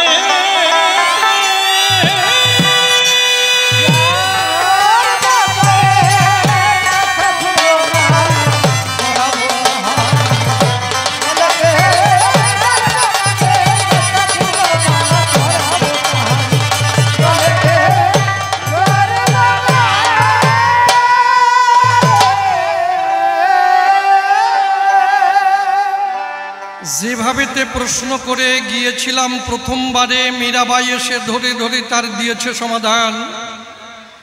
তাহার এই জবাব শুনে পূর্ণ শান্তি পেয়েছি মনে। তার মধ্যে করতে হবে বিরুদ্ধ আচরণ। তবে চরণ ধরে করি মানা, আমার কথায় কেউ রাগ করবেন না, কারণ আমি প্রশ্নকর্তা কি না, কারণ আমার খোঁচাটা তো সহজ খোঁচা হবে না, কি বলবো ধর্মরাজ সভায়। কারণ মৌচাক থাকে, খুলে বলি সভ্য সবার বাকে, সেখানে যদি কেউ প্রার্থনা জানায়, হে মধুর চাক বা হে মধুর পোকা, আমার একটু মধু দেবে এই জায়গায়, ওই পোকা কি কখনো মধু দেয়? অন্তরে করুন বিবেচনা, ওইভাবে প্রার্থনা করলে পরে মধুর চাকের কাছে মধু কখনো পাওয়া যায় না। যদি মধু পেতে হয় দেইটার পরিচয়, হাতে যদি কিছু একটা নিয়ে খোসা দেওয়া যায়, টপ টপ করে মধু ঝরবে, অন্তর দিয়ে দেখুন ভেবে, সেই মধু খেয়ে শান্তি পাবেন এই জায়গায়, তাই নয়? তাহলে আমি টক টক করে কিছু কথা বলবো, অন্তরে আমার আছে ভাবো, এই জন্যে আমি বিরুদ্ধ আচরণ করব এই জায়গায়। আমি প্রশ্ন করেছিলাম, তাই মীরা তোমার কাছে জানতে চাই, তুমি প্রণাম দিলে না কেন মা কালিকার ভাই? মীরা এসে বলে, তাই প্রণাম দেবার ইচ্ছা নাই, বলো তোমরা পাঠা বলি প্রথা পেলে কোন জায়গায়? পাঠা বলি দাও বলে প্রণাম দেই নেই মায়ের চরণ তলে। মীরা এই কথা সভাস্থলে বুঝাইয়ে যায়, কিন্তু চিন্তা করি আমি অন্তরে, মীরা বলতে পারো আমার ধারে, তুমি এত পাঠা দরদি হলে কিসের দায়? কারণ চিন্তা করে দেখলে সবই আমি বলতে পারি খুবই, ওই পাঠার জন্ম তো মোটেই ভালো নয়, যে পাঠার জন্ম মাতৃগর্ভাধারে, প্রসব হওয়ার পরে ওই মায়ের উপরে অত্যাচার চালাতে দ্বিধাবোধ করে না মহাশয়, সেই পাঠা বলি দিলে আমি বলি সভা তলে, তাতে কিন্তু বিশ্বের মঙ্গল আনে, মিথ্যা কথা নয়। আমার কথায় রাখুন নিরিখ, ওই পাঠা হচ্ছে কামের প্রতীক, সেই পাঠা বলি দিলে এতে কিন্তু বিশ্বের মঙ্গল হয়। আর একটা কথা বলি যাই, আমরা যে মায়ের দরজায় পাঠা বলি দেই, তার একটা কারণ আছে, বসে শুনুন জ্ঞানী জোলা। কারণ আমরা যখন ওইটা বলি দেই তখন মায়ের দরজায়, তখন ওইটা কিন্তু প্রসাদ হয়ে যায়। কি মায়ের নামে নিবেদন করে বসে শুনুন নারী নরে, সেইটা যখন প্রসাদ হয় ওই তখন আর পাটা থাকে না, অন্তরে করুন বিবেচনা, সে তখন প্রসাদ স্বরূপ হয়। কি খারাপ কইছে? কয় আর হয়ে যায়। আর কয় শাস্ত্রে কোথায় পাইছো পাঠা বলি দিবা। বাহ, আমি যদি লাইন ধরি তোমার শাস্ত্র অনুসারে তোমার এক ভগবানও টেকবে না, রামচন্দ্র টেকবে না, কৃষ্ণচন্দ্র টেকবে না, কোনো ভগবান টেকবে না। আগে যে রামের কালে বসে শুনুন জ্ঞানী দলে, সেখানে যে অশ্বমেধ যজ্ঞ হতো, বসে শুনুন সুধী শত, সেই জ্যান্ত ঘোড়া ধরিয়া একেবারে জ্বলন্ত অগ্নিকুণ্ডে আহুতি দিত না? কি কেন দেয়? ওইভাবে তার এই যে পঞ্চভৌতিক দেহ, এ কথা অজানা নাই তো কেহ, তখন ওই দেহখানা পুড়ে হয়ে যায় ছাই, আর ওই আত্মাকে শুদ্ধিকরণ করে। ওরে আমার কায়দারে, একটা পাঠা, একটা মানুষ, তারে রামদাও ধরবেন, কচ্ছাৎ করে গলায় কেটে ফেলবেন, দ্বারা বেশি একটা হবে না, যদি হয় যাবজ্জীবন হতে পারে। আর একটা জ্যান্ত মানুষকে যদি জ্বলন্ত অগ্নিকুণ্ডের মধ্যে ফেলে দেওয়া যায় আর ওইভাবে পুড়ে যদি মরে, তখন বিচারক জাজমেন্ট করে যে মৃত্যু কিভাবে হয়েছে, কতটুক যন্ত্রণা পেয়ে এ মরেছে। এক কোপে গেছে না পুড়ে মরেছে, এক কোপে কাটিয়ে ফেললো, কিছু বুঝতে পারলো না। কি কম? আর যদি জ্যান্ত পোড়া দেয়, কি অবস্থায়, কতটা কঠিন যন্ত্রণা সহ্য করে বসে শুনুন নারী নরে, ও পুড়ে মরেছে, দেহটার থেকে আত্মা বেরিয়েছে, কথা মিথ্যা নয়, তখন তার ফাঁসির কাছে উঠতে হতে পারে। দিলাম তার পরিচয়। তাহলে কি? তাহলে আমরা তো পাঠা বলে দিছি, খুলে বলি আপনাদের কাছাকাছি। তাহলে দেখুন যে ওই যে যজ্ঞ হতো, সেখানে জ্যান্ত পশু তাকে পুড়াইয়ে মারতো, তাতে নাকি আত্মশুদ্ধি হতো। এই যে রামচন্দ্র করেছে, কৃষ্ণর আমলে হয়েছে।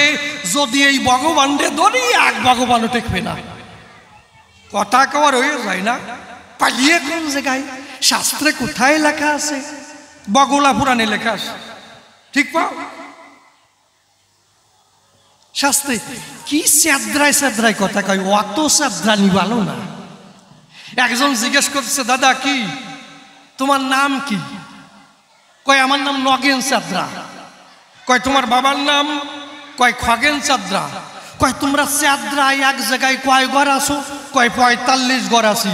কয় চাদ্রা এক জায়গায়, অত চাদ্রা ভালো না। তা অত চাদ্রাই না, কোন শাস্ত্রে প্রমাণ আছে? কি আছে? তোমার যদি শাস্ত্র ধরি, খুলে বলি, তোমার বরাবরই এক ভগবানও টেকবে না। কথা রয়ে যায়। তারপরে কি দিয়েছি পরিচয়? যে কালাকালির মধ্যে কৃপা শ্রেষ্ঠ, জবাব দাও স্পষ্ট, তার জবাব দিয়ে যায় ধর্মরস সবাই। কি কৃষ্ণের উপরে কেউ নাই? নাই নাই। যদি বলি আমার মায়ের উপরে কেউ নাই, তোমার কৃষ্ণরে জন্মাইছেই আমার মা, আসিয়ে বড় কেন? তাহলে তোমার কৃষ্ণরে জন্মাইছেই আমার মা, তাহলে কে বড় হয়? মানে মায়ের চাইতে সন্তান যদি উঠে কয় আমি তোমার কাছ থেকে বড়, তাহলে কি হয়? মার খা হয় না? তাই জন্যে দেখুন, আমি বলি সবার পাশে মীরা যুগে যুগে ভগবান আসে, ভাবাবেশে নয়ন জলে এমনি ভাবে মাতৃপূজা যায়। কুরুক্ষেত্র যখন যুদ্ধ এলেও খুলে বলি সভাস্থল, তখন কৃষ্ণ অর্জুনকে ডেকে বলেছিল, অর্জুন একটা কথা শুনে নাও, যুদ্ধে যদি জয়ী হতে চাও আগে শক্তি পূজার করো আয়োজন। অর্জুন তখন ডেকে বলে কৃষ্ণের ধারে, বলতে পারো আমার ধারে শক্তি পূজা হবে কি করিয়ে? সেই বিধান দাও আমায়। যিনি কৃষ্ণ নটবরে বসে শুনুন নারী নরে, তখন বালি নিয়ে করে মাতৃমূর্তির করিল স্থাপন। আমি বলি সভা পাশে, তখন অর্জুন আর কৃষ্ণ মায়ের সকাশে বসে বসে পুজিল মায়ের রাতুল চরণ। মায়ের যখন পূজা হলো, মা এসে দেখা দিল, বলে পূজা দিলি কেন আমার পায়? বলে মা খুলে বলি, তোমার ঠাই আমি যুদ্ধে জয়ী হতে চাই, সেই শুভ আশীর্বাদ দাও আমার মাথায়। তখন মা আশীর্বাদ দেয়, যা তোদের হবে জয় জয় জয়। তাহলে এমনিভাবে কিন্তু কৃষ্ণ অর্জুনের দ্বারাই কালী পূজা দেয়। আবার ওই যে নিরাম রঘুবরে বসে শুনুন নারী নরে, তার কথা বলি যদি সভা পড়ে, যখন রাম রাবণের যুদ্ধ হয় না, তারপরে হনুমানকে দিয়া আমি যাই সবাই কহিয়া, যখন রাবণের মৃত্যুবান হরণ করে, বান চালায়া চলে না, বিভীষণ করে বর্ণনা, এ বান আর চলবে না। কেন? শক্তি সহায় নাই, কিন্তু বানের আগায়। তখন কি করতে হবে? অন্তর দিয়ে দেখুন ভেবে, তখন রামচন্দ্রকে দিয়ে সেখানে দুর্গা পূজা করায়। তাহলে এমনিভাবে কিন্তু কৃষ্ণচন্দ্র দুর্গা কালী মূর্তির পূজা করেছিল, তারপরে রামচন্দ্র কিন্তু দুর্গা পূজা করেছিল। যুগে যুগে এমনিভাবে ভগবান এলো, এমনিভাবে মাতৃপূজা দেয়। দাঁড়িয়ে বলি সবার ঠাই আমার মায়ের উপর কেউ নাই, তার প্রমাণ দিলাম আমি ধর্মরাজ সবাই। কি হ্যাঁ? তারপরে এই কৃষ্ণ যতবার বিপদে পড়েছে আমার মা রক্ষা করেছে। প্রমাণ নিয়ে যান, প্রমাণ ছাড়া আমি কথা বলি না। বসে শুনুন জ্ঞানীজনে, রাধাকৃষ্ণ দুইজন একদিন নিকুঞ্জ বনে যায়। এইবার নিকুঞ্জ বনে যখন গেল, আয়ন তখন ঠিক পেল। অমনি গদা নিয়ে ধায়। আয়ন চিন্তা করে অন্তরে, বনের মধ্যে ফেলে দুটোরে উচিত শিক্ষা দেব সেই জায়গায়। আয়ান যিনি গদা নিয়ে তেড়ে আসছে, তিনি এখন তো রাধা ওই দৃশ্য দেখিবারে পায়। রাধা দেখে বলে, তাই আর বাঁচার কায়দা নাই, বাঁচা হয়ে তুমি কৃষ্ণ দয়াময়। যিনি কৃষ্ণ নটবরে বসে শুনুন নারী নরে, তখন মাকে স্মরণ করে, তখন মাকে স্মরণ করলো সেই জায়গায়। দাঁড়িয়ে বলি সবার বরাবরই, তখন মা হাতে খড়গ ধরি, কালিকা মূর্তি ধরি দাঁড়ালো সেই জায়গায়। আয়ান এসে দেখতে পায় কালিকা মূর্তি দেখা যায়। মা মা বলে চরণে টান টান হয়ে গড়াগড়ি খায়। এমনি ভাবে কালিকা মূর্তি ধরলো। কৃষ্ণ তখন বেঁচে গেল। কৃষ্ণ কোন কথায় এ জগতে বড় বলে স্বীকার পায়? কি? তাহলে আমার মা ইচ্ছা করে সেখানে যদি উপস্থিত না হতো, তাহলে আয়নের গদার বাড়িতে কৃষ্ণের মাথা ভাঙিয়ে ছাতু ছাতু হয়ে যেত। বাসি বাসি চলে যেত কাশি। আর উনি বৃন্দাবনে যাবে না কেন? ওরে কপাল রে, আজকাল বৃন্দাবনের যা অবস্থা, আরে কপাল, কাজ সারা হয়ে গেছে। শোনেন, গল্প একটা মনে পড়ে গেছে। এক গোসাই খালি দীক্ষা দেয়। তাই দীক্ষা দেয় কেমন জানেন?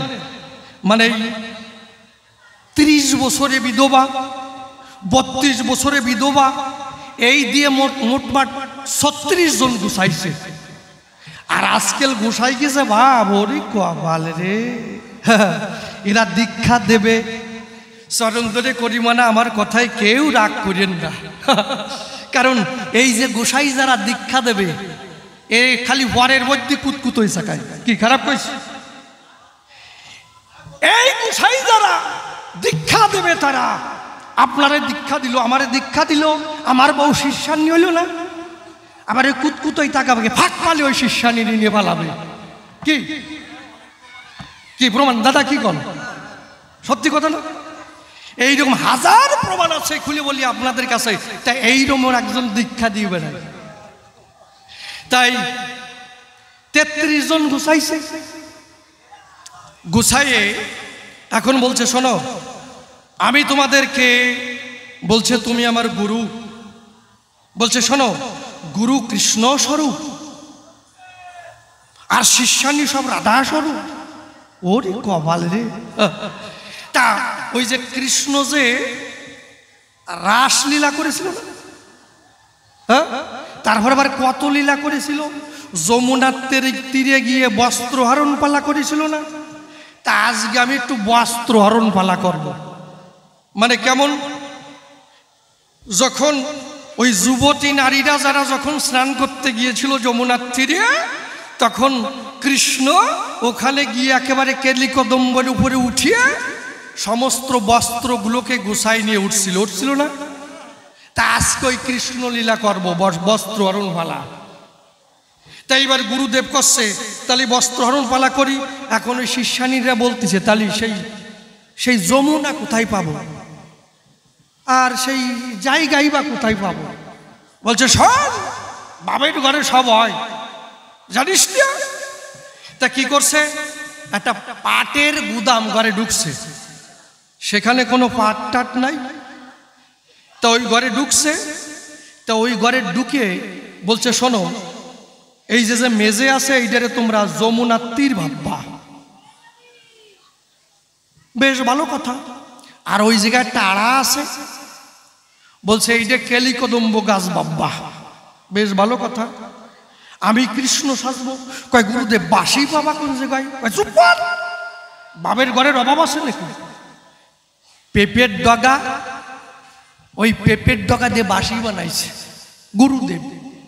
তার আবার 7টা ছিদ্র করেছে, সুর যা উঠেছে। তা ওই বাঁশি বানাইছে। বলছে গুরুদেব বাঁশি হাতে সে কৃষ্ণের যে চূড়ো থাকে তা কই? চুপ কর, বাবের ঘরে সব হয়। তা চূড়ো কি দিয়ে বানাইছে? ওই যে পাতাবাহার গাছ আছে না, ওই পাতাবাহারের পাতা দিয়ে মাথা চূড়ো বানাইছে, আর পেঁপের ডগা দিয়ে বাঁশি বানাইছে। আর গুরুদেব ওই আড়ার পটে উঠে যাইয়ে বইছে। এইবার ওই জায়গায় বলছে আমি যেই বাঁশিতে ফু দেব, তোমরা ওই মেজেতে, মানে ওইটা যমুনা নীর ভাবিয়া ওই জায়গায় সবাই বস্ত্র খুলে ফেলে ওই জায়গায় ভালো করে গড়াগড়ি করবা। হা কৃষ্ণ। এইবার বস্ত্র চাইবা। বলছে বেশ ভালো কথা। তা ওই জায়গায় সমস্ত যুবতীরা সমস্ত বসন খুলে ওই জায়গায় গড়াগড়ি করছে। আর গুরুদেব আনার পরে একটু চোখ বুঝে ভাবি দেখেন ব্যাপারটা কি। আর উনি বাঁশিতে সুর জড়িছে।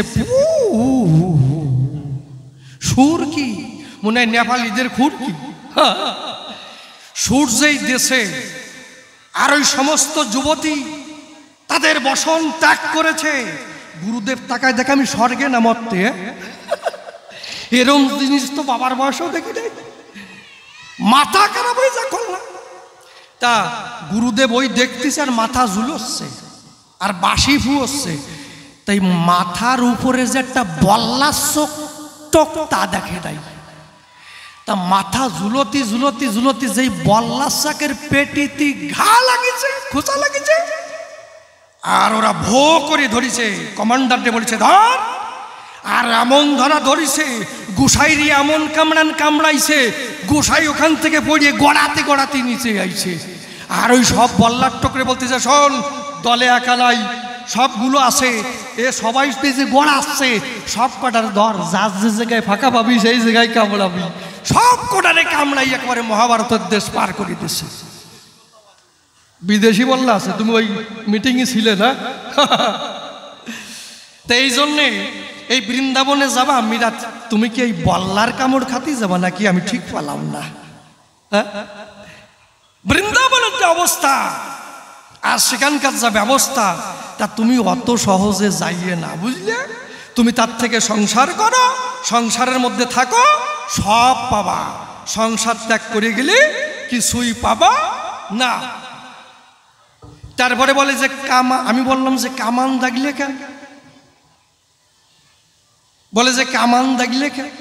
আমারে বলো, আমি তোমার ঘরে থাকবো না। বসে শুনুন কেন জল হয়েছিল দুর্জয় রাবণ।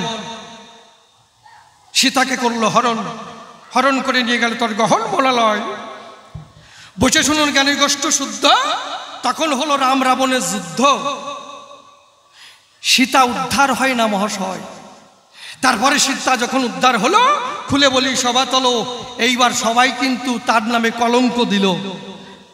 এতদিন ছিল রাবণের কাছে, সীতা কি আর ভালো আছে? বিভিন্ন কলঙ্ক দেয়।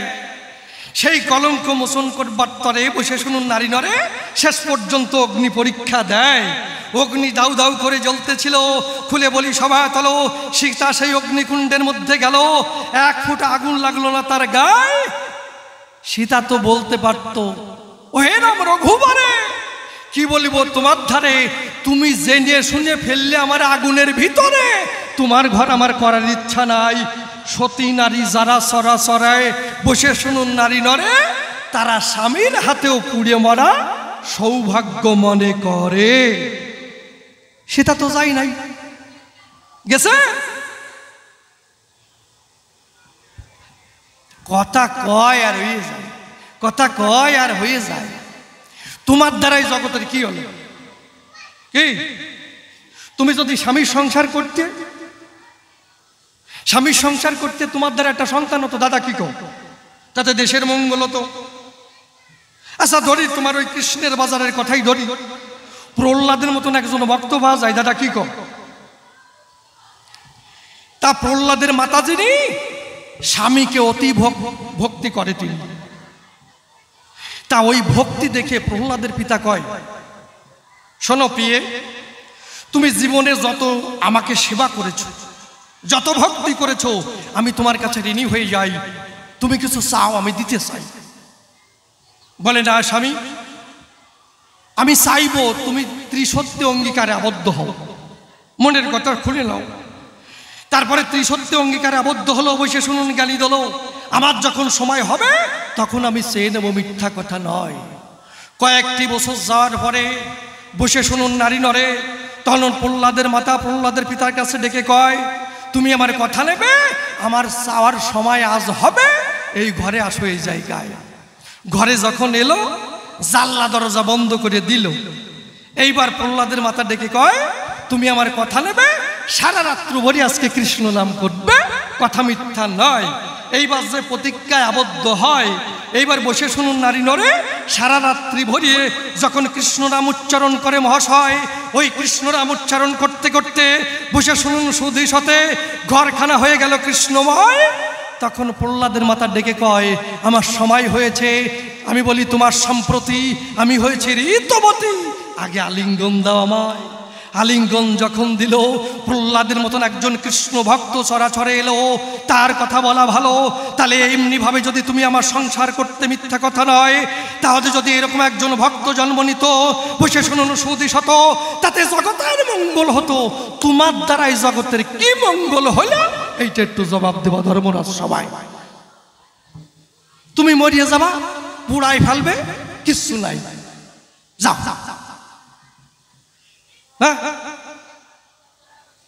তার থেকে একটা সন্তান দিতে জগতের কাজ হতো। কি খারাপ কইছি? কি করবা তুমি? ছেড়ে চলিয়ে যাবা। আরে কপাল রে, সতী নারী যারা চরাচরে, তারা ইচ্ছা করলে পরে তাদের বুদ্ধির দ্বারায় একজন খারাপ স্বামীকেও ভালো করতে পারে, কথা মিথ্যা নয়। দাদা কি কও, পারে না? নারীর মধ্যে যে শক্তি আছে, হ্যাঁ, মরা প্রতি জীবন ফিরাই দিতে পারে, পারে না? শাস্ত্রে আছে না?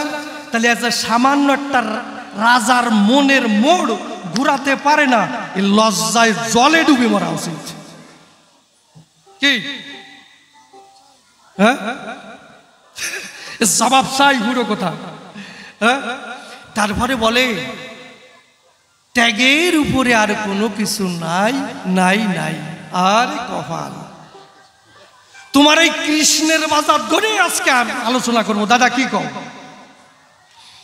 যারা এই সংসার করেছে, খুলে বলি তাদের কাছে, এই সংসারের মধ্যে একটা বিরাট কিছু আছে। কেমন? দেখুন, সত্যব্রত চাষার কথা বসে শুনুন বিজ্ঞ শ্রোতা, সে একজন সংসারী মানুষ, কথা মিথ্যা নয়। বসে শুনুন নারী নরে, সে কিন্তু নাঙল চাষ করে। এইবার নাম করার সময় কখনো পায় না মহাশয়। তা একদিনে কৃষ্ণ আর নারদ কি করলো, ছদ্মবেশ ধারণ করে বৈকুণ্ঠে ধাবিত হলো। এইবার বৈকুণ্ঠে যখন যায়, তখন ওখানে একটা স্বর্ণ ঘর তৈরি করে, কথা মিথ্যা নয়। তখন নারদ মুনি ডেকে কয়, আচ্ছা বলো ঠাকুর, এই জায়গায় এই স্বর্ণ ঘর কার জন্য নির্মাণ করেছ, জানবার অভিপ্রায়। কৃষ্ণ বলে নারদের কাছে, আমার একজন ভক্ত আছে, তার জন্য নির্মাণ করা হয়েছে, কথা মিথ্যা নয়। কি বলবো তোর ধার, সে যদি একবার নাম নেয়, কি দেব পরিচয়, এই সংসার সমুদ্র হয়ে যেতে পারে পার। নারদ মুনি বলে, তাই ঠাকুর, তারে আমি একটু দেখতে চাই। তোমার মুখের কথায় কাজ হবে না। বলে দেখবা, চলো। তখন ছদ্মবেশ ধারণ করে সত্যব্রতর গৃহেতে উপস্থিত হয়। এইবার সত্যব্রত কর্মে রত ছিল, ওর গৃহিণী ছিল। তখন ওই গৃহিণীকে ডেকে কয়, আমরা এসেছি এই জায়গায়। তখন ওনার গৃহিণী যিনি অত্যন্ত যত্ন ভরে তিনি দুইজনকে বসার আসন দেয়। এইবার রান্না বান্না হয়ে গেল, দুইজনকে সেবার ব্যবস্থা করে দিল, দুইজন খাওয়া দাওয়া হয়ে গেল। এইবার বিশ্রামের ব্যবস্থা করে দেয়। আজ যেই বিশ্রাম করতে দেয়, নারদ তো একেবারে শীত হয়ে খাটের পর শুয়ে পড়ে মহাশয়। এখন দেখতে পায় উপরে একটা চাবুক আর তরবারি ঝোলানো দেখা যায়। তখন সত্যব্রত ডেকে কয়, ঠাকুর বলো তো আমায়, ভক্তের বাড়ি চাবুক আর তরবারি ঝোলানো কেন দেখা যায়? বলে সত্যব্রত এলে জিজ্ঞেস করবা, পরে আগের থেকে ঝামেলা বাঁধাও কিসের দায়? এমনি সময় সত্যব্রত এলো, লাঙল গুটি রাখতেছিল। ওই দুইজনকে যখন দেখতে পায়, বসে শুনুন বিজ্ঞ নারী নরে, তখন মাথা কান অবনত করে ওই দুইজনকে প্রণাম দেয়। নারদমুনি বলে, তাই ভক্তি অনেক দেখতে পাই, কিন্তু তুমি একজন ভক্ত শুনতে পাই, তোমার বাড়ি এই চাবুক আর তরবারি ঝুলানো কেন দেখা যায়? তুমি আমার কথা নেবে, পরিষ্কার করে বুঝাইয়ে দেবে। এই প্রশ্নের জবাব আমার জানতে আছে অভিপ্রায়। কৃষ্ণ করে বর্ণনা, বেশি মাতব্বরি করিয়ে না, আর নয় আমি পর্যন্ত টেকবো না, বোঝো না? সত্যব্রত বলে, তাই আমি এর জবাব দিতে চাই। কি? একজন হচ্ছে প্রহ্লাদ ভক্ত, কি বলবো, তোমার ধারে দিবানিশি নাম করে। তারপরে কি, তারে মারিবার তরে বিষের বাটি হাতে দিল করে। তখন বিষের বাটি হাতে হাতে ধরিয়ে প্রার্থনা জানায়, হে ঈশ্বর তুমি আমার কথা নিও, হে দীনবন্ধু তুমি আমার কথা নিও। প্রার্থনা জানাই তোমার ধারে, তুমি এই বিষ পান করে আমাকে অমৃত করে দিও। যে পাপাচারী ভগবানরে বিষ খাতি কয়, ওইটারে পেলে পরে চাবুক পিটা করতাম তার গায়ে। কয় আর একজন হলো নারদে গুসাই। বলে তার মানে, বলে দিবানিশি নাম করে, বিশ্রাম দেয় না ভগবানের, ওই ডেরে পেলে পরে এক কোপে দুই খণ্ড করে ফেলতে চাই। নারদ কয়, ঠাকুর প্রস্রাব এসে গেছে, একটু বাইরের থেকে ঘুরে আসে। চুপ কর, তোমারে কইছিলাম না বেশি মাতব্বরি করিয়ে না, তুমি তো শুনলে না। বলে ঠিক আছে। বলছে আচ্ছা সত্যব্রত, অনেক কিছু তো শুনলাম, ধরো আমার কথা ধরো, তুমি দিবানিশি কতবার নাম করো, এর একটা জবাব চাই। বলে কি বলবো, তোমার ঠাই কর্মের মধ্যে জীবন কাটাই, নাম করার সুযোগ কখন পাই। তবে কি বলবো, তোমার বরাবরই একবার হা কৃষ্ণ বলে গোবিন্দ বলে ডাক দিলে আমি সংসার সমুদ্র পার হইতে পারি। নারদমুনি বলে, তাই মুখের কথা বিশ্বাস হয় না রে ভাই, আমি প্রমাণ নিতে চাই সত্যব্রতর কথায়। তখন কি করলো, সেই জায়গায় সত্যব্রত ভাসিয়া দুই চোখের জলে হা কৃষ্ণ গোবিন্দ বলে যখনই দিল ডাক, নারদমুনি দেখে তাই দেহের মধ্যে আত্মা নাই, ব্রহ্মরন্ধ্র তার হয়ে গেছে ভাই। নারদমুনি বলে, ভেবে অন্তরে একই দৃশ্য দেখলাম অন্তরে, এ তো একেবারে লেগে গেল তাক। তাহলে এই যে সংসার করে, খুলে বলি স্বভাব পরে, এদের দ্বারাই কি হয় দেখেছেন, ব্রহ্মরন্ধ্র ভেদ হয়ে তার আত্মা বেরিয়ে যায়। তাহলে এই সংসারের মধ্যে যারা থাকে, বসে শুনুন বিজ্ঞ লোকে, অলৌকিক শক্তি ধরে মাথা কথা মিথ্যা নয়। এ জগতে ভগবান যারা চরাচরে, বসে শুনুন নারী নরে, এই সংসার কুয়োর মধ্যেই কিন্তু জন্ম ধরে। সংসার ছাড়া এক ভগবানেরও জন্ম নেওয়ার কায়দা নাই, নাই, নাই। এই সংসার যদি না হতো, তোমার মাতা পিতা যদি নৈশ শান্তি নিকেতনে না যেত, ওই মিলন রস আস্বাদন না করত, তোমার মতো মীরাও জন্ম নাহি নিত। বসে শুনুন সুধী সতে, ভগবান বলো, সাধু বলো, ধার্মিক বলো, যা বলো ভাই, এই সংসার দেখি ছাড়া একজনের আসার কায়দা নাই, নাই, নাই। আর সেই জায়গায় তুমি বলো ত্যাগ ভালো, ত্যাগের উপরে কিছু নাই, ত্যাগের মধ্যে এমন কোন মাহাত্ম্য আছে, তাই বলো আমার কাছে পরিশুদ্ধ জবাব তোমার কাছে আমি চাই। দাদা কি এটা কোন জায়গাতে জন্মাতো? মাঠের মধ্যে জন্মাতো? হ্যাঁ, কি কইয়ে গালাগালি দেওয়া যায় কদিন দা থাক গিয়ে থাক, গালাগালি আর দেবো না। যাক, তবে আর বেশি বলে কার্য নাই সভাস্থলে। এইবার করি একখানা। হ্যাঁ, ওরে কপাল রে, অন্তর দিয়ে দেখি পাশে আবার চা খাচ্ছে। ভালো, এই জন্যে এই সংসারকে তুমি অবমাননা করছো কিসের দায়? ধরো আমার কথা, ধরো, ভালো করে একটু সংসার করো। তুমি বোঝো, এই যখন কিছু ছিল না, ছিল একটা আলোক বিন্দু, আলো। ওই আলোটা কি? ওটাই হচ্ছে কালী শক্তি, শিব শক্তি। বুঝো, শিব হচ্ছে ইউনিভার্স। শিবকে একজন ঋষি জিজ্ঞেস করছে, আচ্ছা বলো তো তোমার পিতার নাম কে? বলছে আমার পিতা ব্রহ্মা।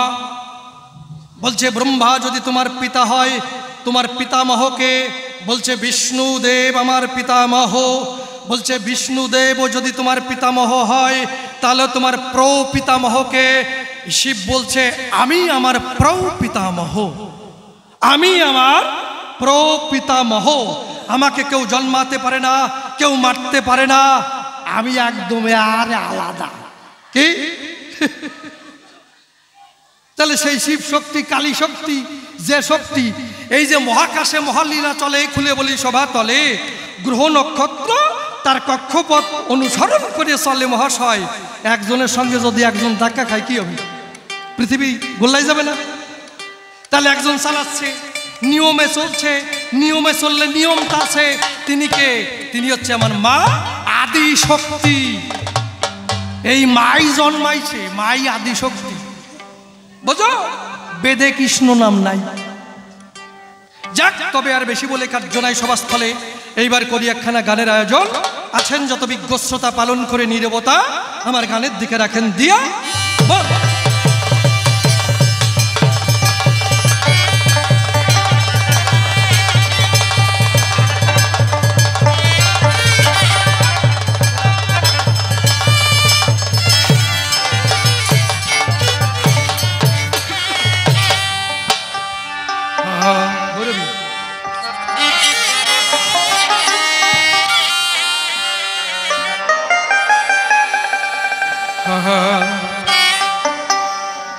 ভালোবাসা একবারই হয় জীবনে, হয়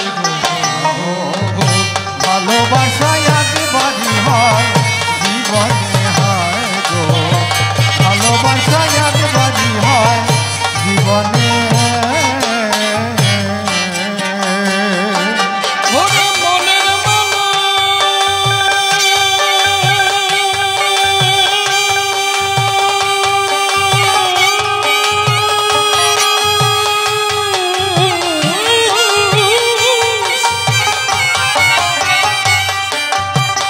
মনের মানুষ মেলে যদি, মনের মানুষ মেলে যদি, মনের মানুষ মেলে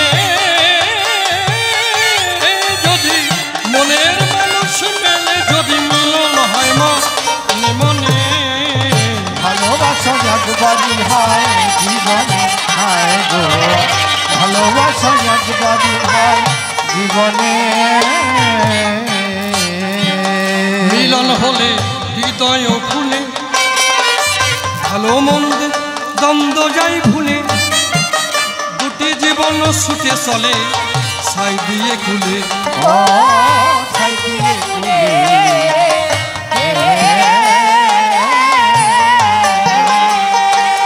মধুর প্রেমের দোলায় দুলে, মধুর প্রেমের দোলায়, মধুর প্রেমের দোলায় দুলে থাকে জীবন মরণে। ভালোবাসা একবারই হয় জীবনে, হয় গো ভালোবাসা একবারই হয় জীবনে।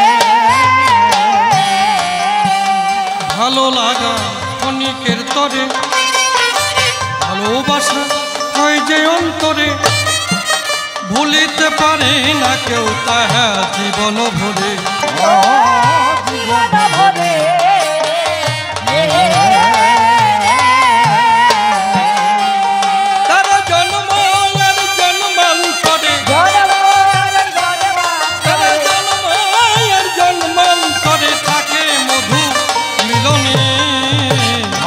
ভালোবাসা একবারই হয় জীবনে হায় গো ভালোবাসা একবারই হয় জীবনে প্রাণ মধুর প্রেমে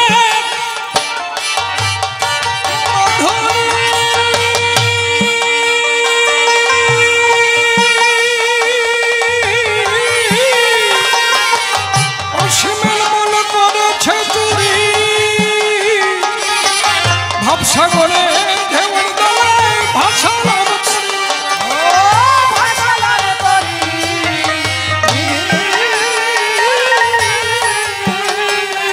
আমি কেঁদে যাব জীবন ভরি আমি কেঁদে যাব জীবন ভরি তোমার প্রীতির বন্ধনে ভালোবাসা একবারই হয় জীবনে হায় গো ভালোবাসা একবারই হয় জীবনে এভাবেতে প্রশ্ন করলেন এ ধর্ম সভায় ভালো করে বিনা জবাব দাও শুনতে অভিপ্রায় বড় বড় কবিয়াল ছিল যারা যারা কালে টালে একদিন কোথায় বিলীন হলো তারা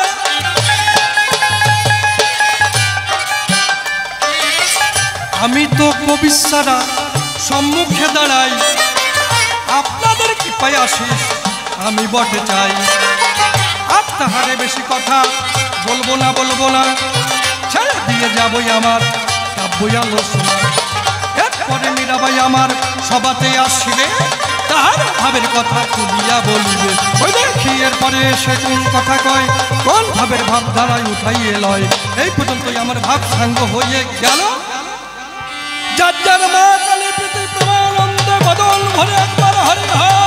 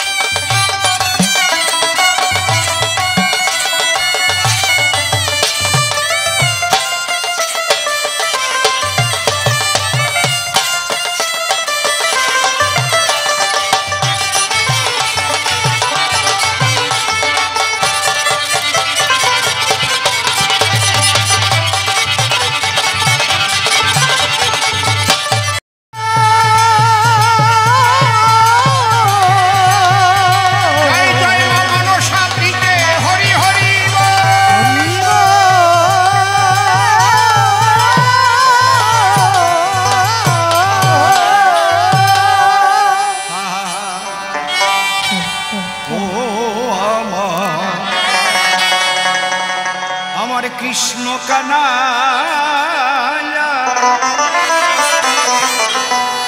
আমি সকলে ভুলেছি করে পাইয়া কৃষ্ণ কানাইয়া সকলে ভুলেছি করে পাইয়া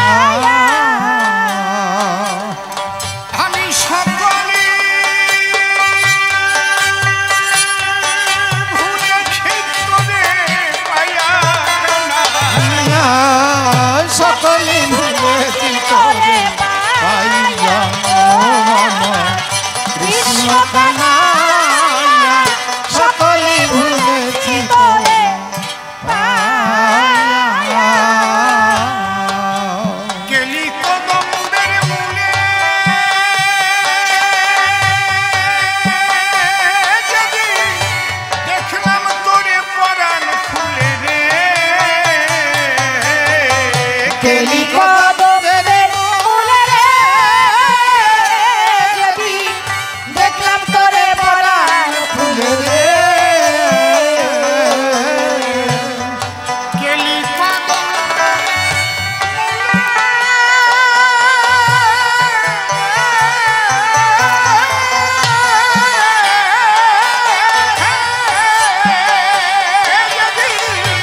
দেখলাম তোরে পরাণ খুলে রে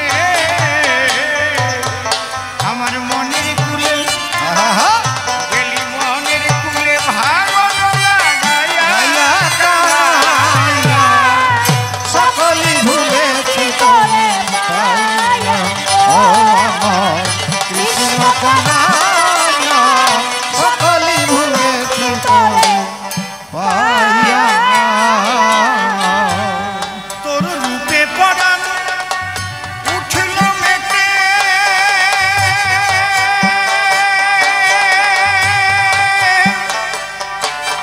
কানাই রে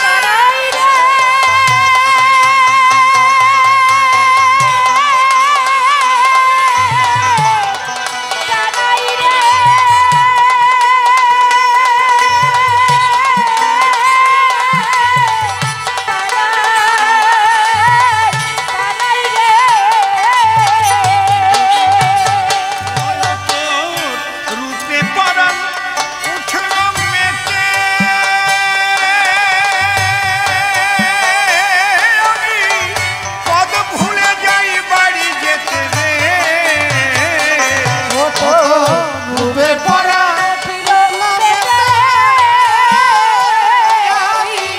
পথ ভুলে যাই বাড়ি যেতে রে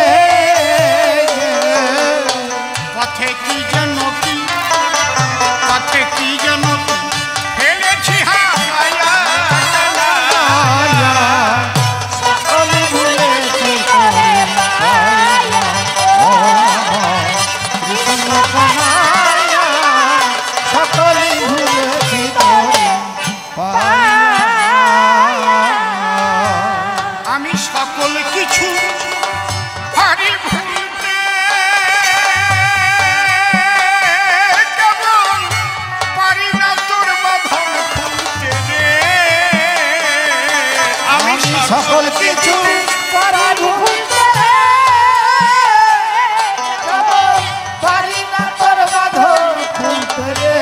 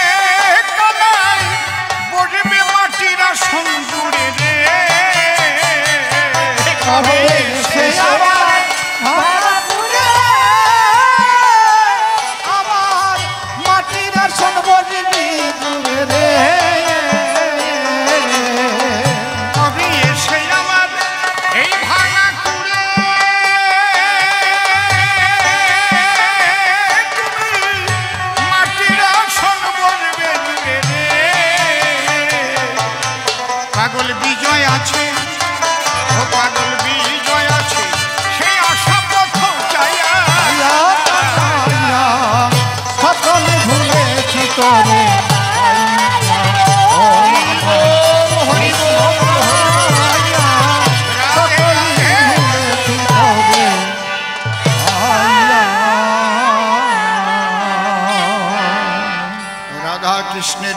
পদ্ম হৃদবদ্ধে করে আরাধ্য শুদ্ধ চিত্তে প্রণতি জানাই।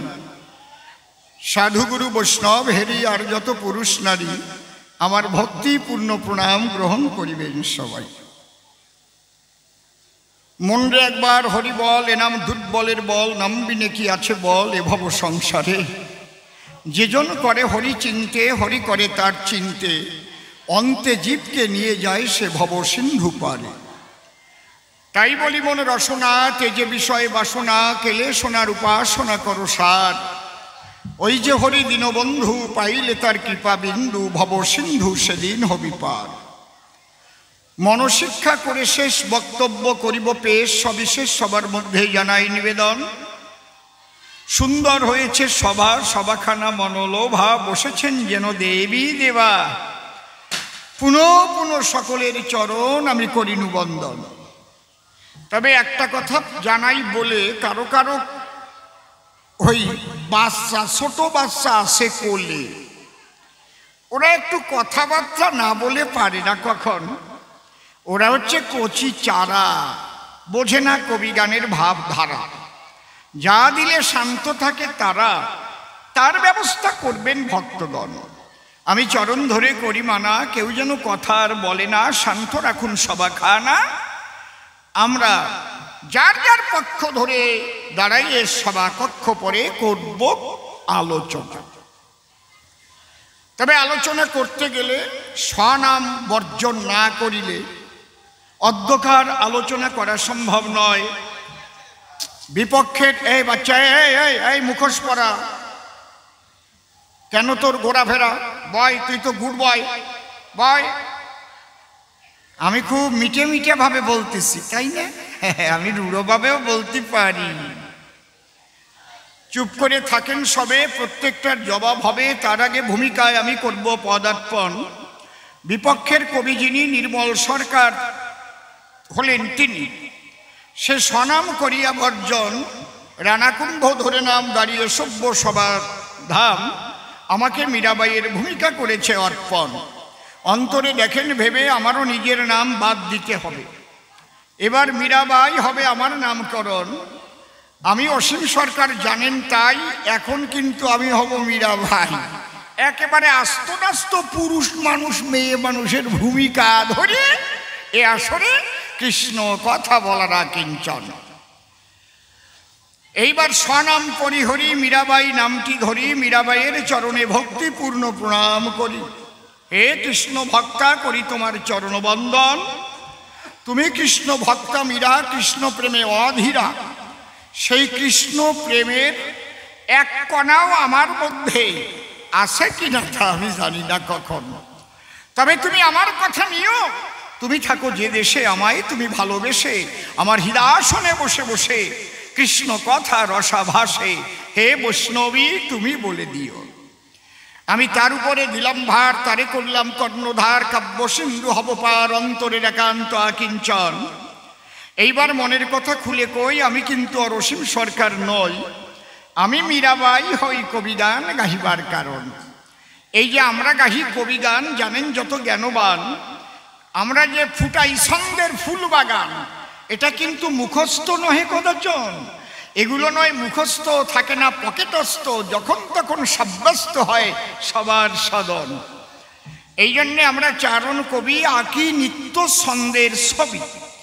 আপনারা যারা ভক্তা বৈষ্ণবী এটা করেন অনুধাবন, সেই রস করিতে পান ছুটে আসেন সভাস্থান।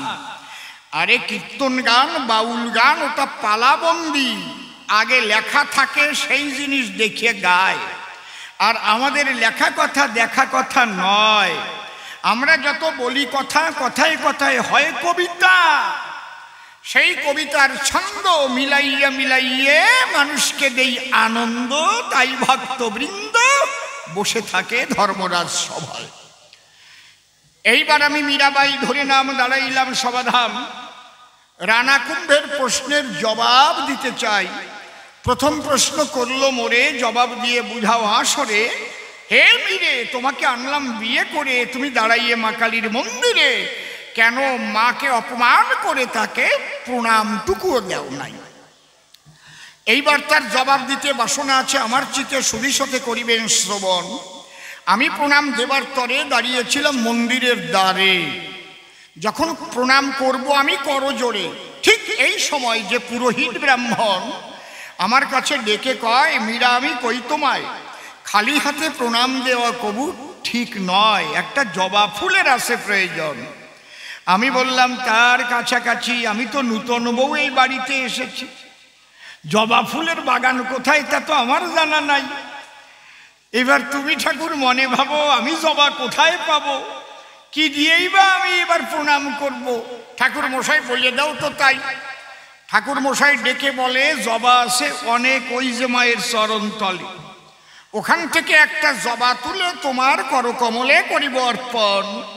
ওই যে দিচ্ছি হাতে জবা, জবা বড় মনোলোভা, এই